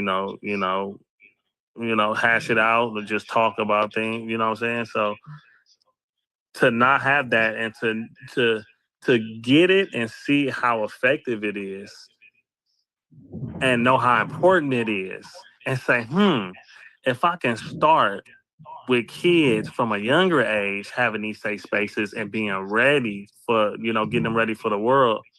I'm sorry. My son Deucey came over here. Man, you ain't supposed to be in here. So, having my own too, and then being able to take what I'm learning as a father into these places after school programs where these kids need it. I mean, it is a need. I didn't know it was a need until I really, really went in there and got to talking to these kids. They want to play all day, and that's cool. That's why I tell them, y'all kids, man, y'all want to play all day. Y'all want to run around, and everything, They just need the guidance. They need to hear that male voice. Hey, man, sit down. Let's talk. Let's talk about y'all emotions, And the kids be straight up. Hey, man, we don't want to do this. I said, man, this is what I want out of y'all. I want y'all to tell the truth. I feel you. I understand you want to be over there playing soccer, playing basketball, but if you don't talk about your stuff now and everything you're going through, and then you get older, you're not going to want to talk about it. And then you're going to get older and older and not want to talk about it. And you're going to end up dead like my stepbrother we found in a tent because he never wanted to talk about it. And I don't want y'all like that. You know what I'm saying? So to talk about it is to get it out, and then have someone that's been, someone of 41 years old telling you some things so you can map out and have to go through the same, just like with a business, just like in business, when you just like when you're doing business, you have a mentor that you get because you don't want to go through the same thing they went through. Right? So it's the same thing. A mentor, a life mentor. Like, take those skates off. You're not going down the stairs in those skates, sir. I got a daredevil in the house. So you navigating them through life, telling them, hey, 20 minutes from here, in American Canyon are kids y'all age that ain't never went through what y'all went through. They don't know nothing about gun violence. They don't have friends that's been killed in the streets. All y'all have friends killed in the streets, they in Vallejo. Of course they saying, yeah. Even if you heard one of your cousins or one of your family members, like, it's people that's not going through the trauma y'all going through a city over. You know what I'm saying? So I'm just trying to, to prepare y'all. Nobody was there to prepare me for the stuff that, y'all going through. And it's even worse with social media and everything. But this is where, so y'all dealing with this whole, the whole thing of, the youth and all of that, man. It's going to take a lot of us to really start from the bottom, with the we do TK all the way up to 8th grade. And we get in some high schools and everything. And then, I've never been to prison. I've never been to county jail. I've been to jail. I got what I needed to know. I didn't want to be in there. My dose. Having my brother, my brother's in jail 52 to life. He's a lifer.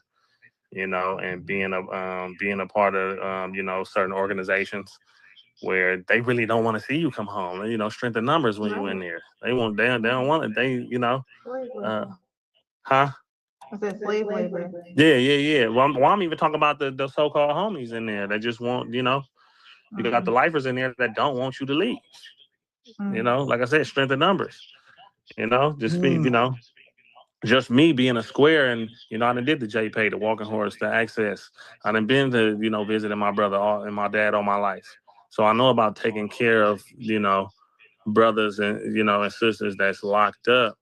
And it means a lot when you writing somebody and then they get out and you hugging them like you never knew that one letter, 2 letters, that phone call you answered, that food you sent, that commissary, that couple dollars you sent. Man, you get out and they remember you did that and you didn't forgot. And the love that they show. That's why it's super important for us to just, man, somebody that's on the inside, just, write them. Right on one time, two times, you know what I'm saying? And you know, so I'm taking this real serious being out here with these little ones Yeah. where it's a lot. It's not easy. Them kids don't want to sit down. These kids don't want to sit down at all. But I telling them the importance. Yeah, sometimes I gotta raise my voice, messing with them boys for sure. But when I look on, like yesterday, they had Avery, the one that be with LaRussell, the little girl. She was at, you know, I wasn't able to make it, but Rain made it. My niece made it because she be rapping with her. But then I seen some of my Next Level Kings on there too. That was there out there enjoying the festivities, and I was proud of that. You know, I go to their basketball games on Saturdays. They see me in the stands. They really scared when they see me because they think I'm talking to their parents. That's what they really, you know. But the whole thing is to be just a part of their life. And I told them I'm following them everywhere they go because I want to see them make it. I want somebody to. I'm gonna follow them because I didn't have that. I had my uncle. I ain't gonna say I didn't have nothing. I ain't gonna be ungrateful to even say I didn't have my father, even though he was locked up. My father was present in my life through letters, man. He sent me all the stuff, so, you know, keeping my blackness, man. Martin Luther King. He used to send me stuff with Elijah Muhammad, final calls. You know, even though I'm a Christian, I went through my pops was nation. You know what I'm saying? So, you know, I know the importance of my blackness and black business. I was straight up taught black business through the final call and looking in there, talking about black business and health and eating good. And I never, you know, it's just, I mean, I keep it real. As a man, Yeshua know. We don't do enough we don't talk about enough of that in the church. And that's the stuff we need to talk about. But I do. I tell people all the time, I say, bro, I'm not the typical Christian. I'm not the typical one. I'm gonna bring you. Come on down to I'll be telling people, let's go on down and see Deshaun. Let's go talk about getting y'all some health herbs and some stuff to bring y'all to life and stay away from, man, soul food is so good. You don't have to eat that every day. You know, that ain't even that was our food for survival. You know what I'm saying? We could eat better.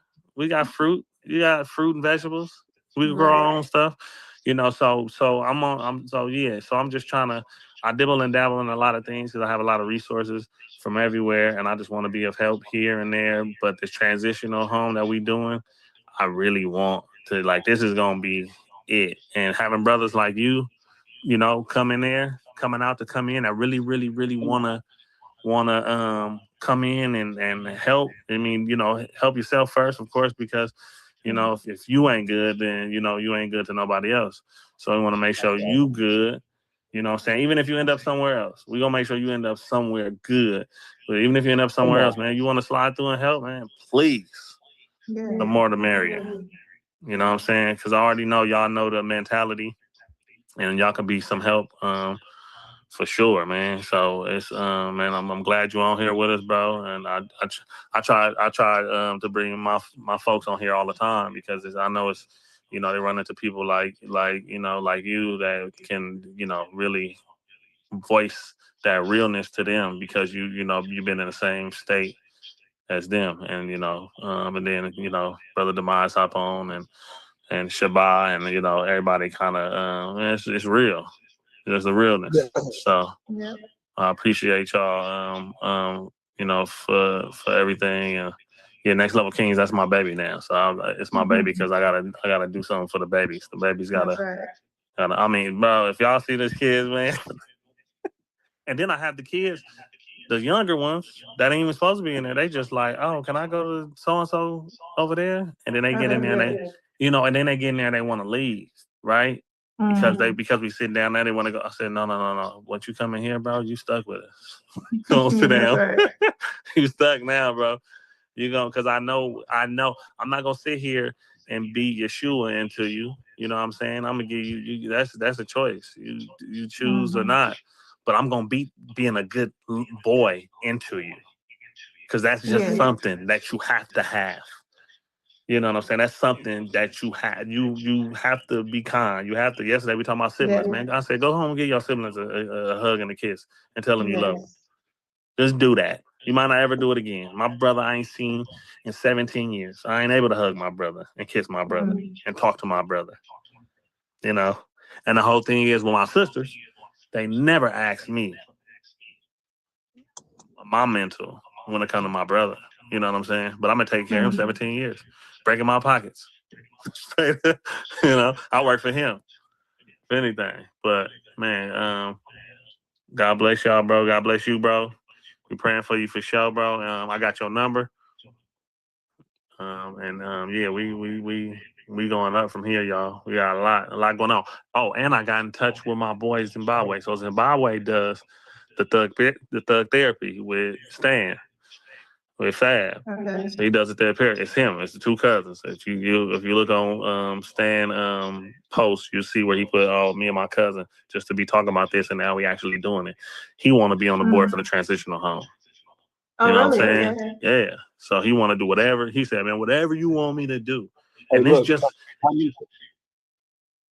huh? I'm gonna tell you why that's important, bro. Because it is. Look, what we trying to do is we trying to break the parole board away from the state of California. We should have a community release board, because the main thing that you have to prove when you go up is that you're not a threat to society. So if it's about public safety, then the public should have some type of influence, because the public know us outside of what you read in our files. They gonna know who's direct to society and who's not. And then when you have individuals like me who have a laundry list of things that I've been doing in here and taking advantage of my rehabilitation. See, but the spirit just moved me to tell you something. Look, bro, check this out. When I first came down, I'm gonna just narrow it down and I'm gonna land my plane. Everything that they said that I did that I got acquitted for, I really did that. But this one thing that they got me for, I didn't have nothing to do with this. I'm actually factually innocent in crime in which I've been convicted. And I just received the eyewitness recantation. And I got a hearing on 5/12 in Alameda County Superior Court. So this is what I mean by running from your gift. See, God had to sit me in a cave like Moses for him to slow me down, for me to be able to do what he wanted me to do. And you want to know the part about it? My appeal has been over since 2013. I slid in through the back door because God opened up a door for me when I fully submitted to him and gave my life to him. Yes, sir. That's the most powerful part of my testimony. And I tell him all the time, I'm not doing what I'm doing because I want freedom. I'm doing what I'm doing because I acknowledge you and who you are and that you greater to me, and I submit to that. Right up. Do you know how powerful that is after 24 years to receive an eyewitness recantation and dealing with these things? They already said it on record. They said, man, it's scientifically impossible for this person's testimony to be credible because an investigator after 24 years went back to the scene of the crime and investigated. So I've been dealing with all these different things. Like God has already gave me lawyers and everything to help me, and I've been helping them help me. But it's like to be in this fight and you feel like you're by yourself, where nobody is assisting you.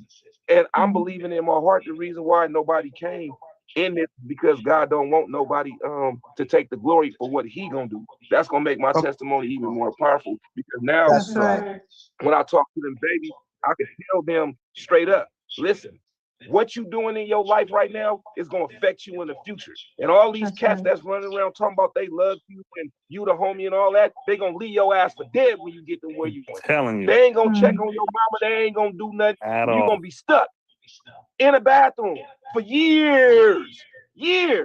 I've been in prison longer than I was alive on the street, and I'm still standing firm, and I still got all my faculties. I'm still intellectually strong. I've never let these crackers break me. They'll never be able to do that.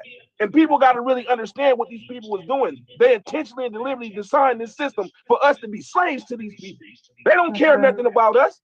If it ain't us fighting for each other, these people will never stand for us. And y'all got to excuse me, man, when it comes to this. I got tears on my face right now. People don't understand how this is in here dealing with this, and to be able to connect with your people in a free world. That's a blessing for me to be able to talk to my people right now, to share my testimony. And I'm knowing that other people will be able to see this through your page. They really need to understand what these people was doing to us. They really need to understand. It takes a certain type of person to be able to withstand this and don't break and don't kill themselves up again. Right up. And go. They want you to just take your own life. Make it easier on them. But you ain't about to do that to me because I'm gonna fight to every last breath of my body, leave my lungs. That's right. Hey, and something beautiful that Imani was speaking about, having that place where I could communicate. Important, Even man. for all children of the Most High. We all children of the Most High. And we have to have that place to dump. Because that intel, again, that's recon for the new generation. We got to pass that baton. You know what I'm saying? And we're not going to feel fulfilled in life, no matter how much money we get, until we pass that baton, man. We got to shoot our wad. You know, shoot that shot. You know what I mean? And you didn't do that. You didn't do that. Don't remember, these devils is eavesdroppers. Let him know right now. He didn't do none of that he was convicted of, because it's entrapment. The way you brought up people over here, brainwashed them, stripped them of the knowledge of themselves, they God, the devil, everything. He didn't do that. That was a made in America Negro. That was a product of America that did that. And if you want to talk about the real robbers, the real thieves, the real rapists, they sitting up there in the judge's chamber. That's why we need a community panel. And that's what Pastor Mike. Yes, sir. Yes, It brother. up like that. That was the discussion last night. Man, the people who've been doing this got to have a say on how it's supposed to go. That's right. And we can build our own nations, Jalu. Good Yeah, job. that's what we did, and that's why we deal in ACEs. My sister is an expert, and I'm trying to become an expert in ACEs, adverse childhood experiences. Man, the trauma from the kids make us what we are growing up, and not only do it affect us, on a mental plane, it affects us physically in our health. Heart disease is the number one the disease that blacks die from, and it comes from the trauma that we have growing up. So just know, bro. All of these, man, 3 o'clock on Tuesdays. We do 9:30 to 10 o'clock on Mondays. 10:30 on Mondays, something like that, bro. Yeah, This, 10:30. bro. Like you said, it's a blessing, bro. You found your safe space, bro. That's right. Come on and holler. You found it. Shabbat. I want to I'm gonna be there, brother. And look, dealing with the issues, right? The brother just said, I got you, Sister Ashimati. I'm just gonna be real quick. Go ahead, yes, sir. Dealing with these issues of dealing with our childhood trauma, right? I went through this program called AVP, which is Alternative to Violence. They got this exercise that they got where we stand on the line. They ask everybody in the line, have you ever witnessed a murder before? Have you ever, or do you have any family members who was the victim of gun violence? This is the ISIS. Yeah. And look, watch this. They ask you to step forward, right? Every black, every Hispanic, and some of the white boys step forward, right? But only 2 of the 100 people that was in that line that was from the outside stepped forward. So the things that we go through in our community, the average individual don't deal with these things. Exactly. They don't the same thing that we go through. Now, me being a youth board offender, because I was 21 when I got framed for this crime, right? They say under the law that my mind wasn't even fully developed because I was under the age of 26. So they supposed to give great weight to these things right here, right? But I take full responsibility for my lifestyle choices that led up for my name being brought across to people's desks. But what I never would accept is this. If you would have caught me and I was guilty, I would have just did my time, went to parole, and I wouldn't have said nothing. But you had to lie, you had to cheat, you had to manufacture false evidence against me. Look, I'm gonna just leave this right here, sister, because I know y'all gotta go. But let me show you how powerful my case is. If anybody knows just a little bit about ballistics, right? They said I had 2 victims in my case. The bullets they pulled out of both my victims, they don't match each other. And the bullets that don't match each other don't match the shell cases at the scene of the crime. So how the hell did they get shot with the same gun? Right. And you use this evidence to convict me, though. Yeah. Straight up liars. So now that it's 24 years later, all this is starting to come out. And by the grace and mercy of Allah subhanahu wa ta'ala, I have a hearing coming up. My evidentiary hearing is coming up. It took me 24 years of arguing with these people, of them denying everything that I've ever felt. I went all the way to the feds and everything, and came back down. And I only slid in by the grace and mercy of God. Do you know how strong a person has to be for everything that you filed when you knew that you were innocent and they keep denying you. Dang. To keep striving. Even when they labeled me as a gang member, I got comrades that was inside that shoe for 45, 40, 35 years. I beat that too. And God put me back here because he was training me. He was training me, refining me for the biggest fight of my life. And that's where I'm at right now. Allahu Akbar. Yes, sir. Allahu Akbar. Yes, sir. Good teaching. Yes, Brother Shabbat. Yes, I just wanted to say similar to what the brother was just talking about, because I was denied 6 times at the board. The 7th time I eventually got out. I went in at 19, came out at 57. So I understand it fully what he's saying about how it's doing in the community. We have to have a board community, one to speak on it, no matter what. It took me a minute to fully realize and understand.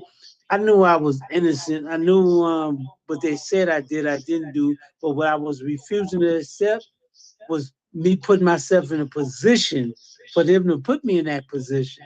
Because everything that I did, they couldn't get me for it, so they planted. But Felix, when they lied on Felix back in the days, Grimmature, before he died, before he killed himself, you know, Grimmage, I haven't heard that name in a long time. his signature was on my paperwork, and that everybody that his signature was on a case threw out the automatic appeal when they found out he had lied on Felix and set him up and all of that. So he ended up having to do them 38 years. I suppose he came home in 93. I didn't come home until 2020. So my brother, Allah got you. Believe that. Like you say, he's teaching you, he getting you ready for this. Then continue doing what you're doing. And we here. I just wanted to say that. That's right. Assalamu alaikum. Hey, permit. Yes, sir. Finish again. Hey, look, real quick. Look, brother, 24 years. How long was the Holy Quran and being revealed? 20 years. We are the living pages of the Holy Quran, and we got it done. It's an ever-flowing fountain. And so where we at in the valley of the man, everybody is being brought to the reality in this day of decision. Again, Mahdi, Christ, Messiah, whatever you want to call him, he could have been dusted off this day. Devil. He put us here for a reason, and we got to reckon with that. Genesis 15, my people will be strangers in a land that is not theirs and shall serve them. That wasn't no white folks. That wasn't no Jews. That was us. We were taken from our home and put over here. And he said, even I will go get them. And so the purpose though, why, God? Why? You phasing in and out, Keith. Why? And the scientists told him, don't question me. Musa was asking Kadir, that angel, why? The people say, how long, O Lord, in the book of Revelation?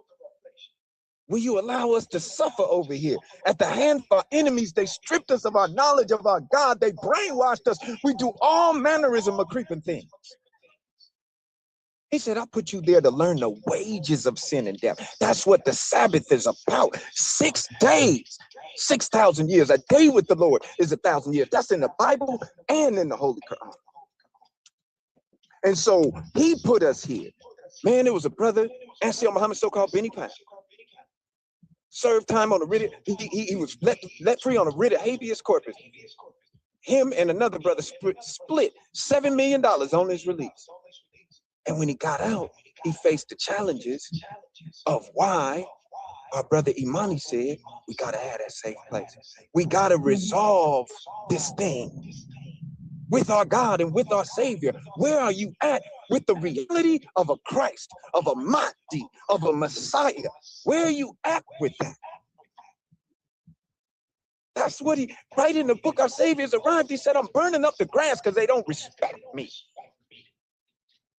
They're going to have to come to terms with this thing and realize that the ancient nation scientists knew what they were doing. And we have a challenge to get an understanding of why God brought us here. What was he perfecting in the DNA of the original nation by making a devil and letting that devil have reign over the earth for 6,000 years? What did he do that for? The Orthodox can't answer it because they don't even bear witness to the reality of our nation's scientists. That knowledge was spook God knowledge to them. They heard of angels. They hear of the exalted assembly mentioned in the Holy Quran. They say the angels are forces of nature. Even though the Holy Quran says in Surah 6, Ayat 9, if we make him an angel, we'll make him a man and confuse what they confuse. God is, always was, and always will be a man. God works in and through man. We are the temple of God. But the Christ is the God of gods, the Lord of lords, and the King of kings. That's why Jesus said in that scripture you quoted, John chapter 10, verse 34, he quoted the Old Testament, Psalms 82. He said, how you gonna judge me because I say I'm a God? When your Old Testament says, I have said ye are gods, all of you, but you shall fall like me and die like one of the princes. Arise, O God, judge the earth, for thou shalt inherit. That ain't talking about the supreme God. He ain't failed and he ain't got to rise. That's talking about us. That's right. So we got to come to the reality, the resolution about this Christ, this Mahdi, this Messiah. Man, when you hit this battlefield and you get to dealing with the mother of civilization, it goes so far beyond lip service. Ooh-wee. That thing is, man, they went into eugenics. They tampered with our minds so deep in our lack of reverence and respect. We can't even put it on devils. We can't even put it on devils. That word landowner, why Sister Francine was talking about landlords, on a deeper note, she was dropping something. Because the landlords, the ones who were given rule, temporal rule, before the white man, was the male factor. When the woman hid her face and veiled herself. And we've been dogging, oppressing, suppressing, and depressing the black woman for over 66 trillion years. But that male chauvinist thing is so deeply embedded in us, in the East and West, that it has to be resolved by a great trial. We call it the Creator's Master Plan. But that's why that place, when you come and you, some of the Orthodox Muslims, they say, I want to go to Al Jannah because I'll get 9 virgins. What you gonna do with 9 virgins, man? What do you think that really means? What is your interpretation? 9 little girls? I mean, really, man. Let's keep it a buck. Is that what's the drive behind martyrdom? The woman and the attraction. That's why the messenger said the earth weighs 6 sextillion tons. And that's in our earthliness, in our flesh. Paul said, oh, wretched man that I am. That I would not. He was speaking about the temptation in the flesh in that battle right there. Oh, man. That's why we have the nation of gods and earth. Them emirs, the landowners, the landlords over the earth, over the land, and barons, right? You know that word emir is in Emirat. Emirat is in the word the Emirates, United Arab Emirates. An emir is a landowner. The land is the earth, the temple of the Most High. And we, in our male chauvinist misunderstanding, had to be brought to the ugliness of it. So Christ manifests itself. We get God knowledge. We get the knowledge of God. Jesus said, when you see me, you see God. When you hear me, you hear God. Because I am in God as God is in me. But he still left a distinction between him and the Father. I'm the Son, he's the Father. We're one. It's 1 in 3, not 3 in 1. We're one. Tawheed, ahad, right? One mind, one body, one soul, one vessel, one destiny, one God in all and through all and above all, the Bible says. And that's what Jesus said, let this mind, which is in Christ, be in you. What kind of mind was in Christ? When you hear me, you hear God. You ain't got that automatic. You got to study and elevate up stages, and you got to be tried and tested and denied, and you have to experience loss. You got to go through 23 years to produce a Quran. You can't bring a book like that unless you go through the pressure of life. That's how you get diamonds. Okay, Sajala. Yes, sir, Sajalu. Good teaching. Good teaching. Okay, we have elevated to 3 kilometers past our time. So we're gonna land this ship. This has been a powerful, powerful meeting. We're going to actually, I'm pretty sure there's a lot of organizations working towards a community parole board, but I think that that's an amazing committee that we need to have here at BUCU, and we will be perfect for that because we have Brother Shabbat, we have Mrs. Scribe, we have Imani, we have Sister Francine. And Sister Francine put in chat that it's her life work to deal with trauma resolution. That's what she's trained in. So this type of board is the type of board that should be determining whether we're ready to accept someone into our own community. We have Uncle Mike, who he works in for decades, has worked in with transitional housing. So this is something that we're going to look into, preferably by next week, next Tuesday, 3 p.m. We can discuss a little bit more of that because that is the work. That's the work that we have to do. We have our men and our women, our youth trapped in these systems, and even systems of foster care, which is another system that our children get trapped into. These are the areas that we want to be. Just like our teachings say, the answer of Muhammad are found in all the worlds as a beacon of light for people. And so that's where we want to set our flag there as well. And so we are so thankful for this opportunity to be on the line together, to have our brother Nate on the line with us, and for everyone being able to circulate this love. We've had this entire meeting has been an exemplary example of the type of love that we're talking about, that we need in our community, that permeates when Imani is dealing with the youth, that permeates when Brother Nate is dealing with young people or anyone behind the walls, because they need that love that permeates in the temple and our walks, just as our presence passes by, like Sister Francine spoke about the woman who she's just walking by in her community and people run out to give her food. That's the type of presence that we want to have. And so we are thankful. We are going to be back here tomorrow. Well, no, we're going to be back here next Tuesday, 3 p.m. for our public business meeting. We do have our grant meeting tomorrow, so we'll be looking into some grants yeah, some grants. And if anyone needs any help with any paperwork, I know me and Brother Shabbat have to get some work done on his filing for Secretary of State being renewed. Brother Nate will make sure you get the link to that grant meeting as well. You can join us. What we do on there is we just come together, we search for grants together, and we fill grants out together.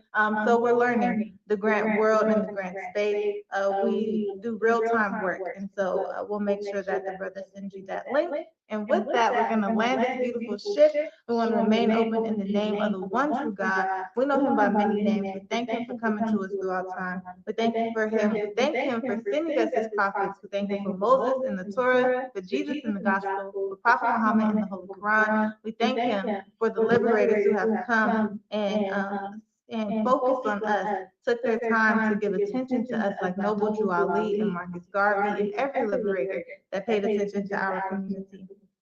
We can never thank him enough for coming in the person of Master Wallace Sifar Muhammad, raising and sending us this messenger, the glorious Most Honorable Elijah Muhammad, their raising of their national representatives, the Honorable Minister Farrakhan, and their return in and through their royal robe and remote control unit, and Sir El Muhammad, the select one, the Allah Master J-Man. We're thankful for this program of BUCU, for all of our people, you amazing members, what you have to offer. It's invaluable to our community, and so we want to make sure that we give it to them, we offer it to them, because there are plenty of people who are waiting for us to come into that space. And with that, we will say Sujadalahu, Assalamu alaikum, Black love, Black unity, Ashe. See you all tomorrow and or next Tuesday. Sujalahu. Sujadalahu. Sujadalahu, family. All the above. BUCU. Recording stopped.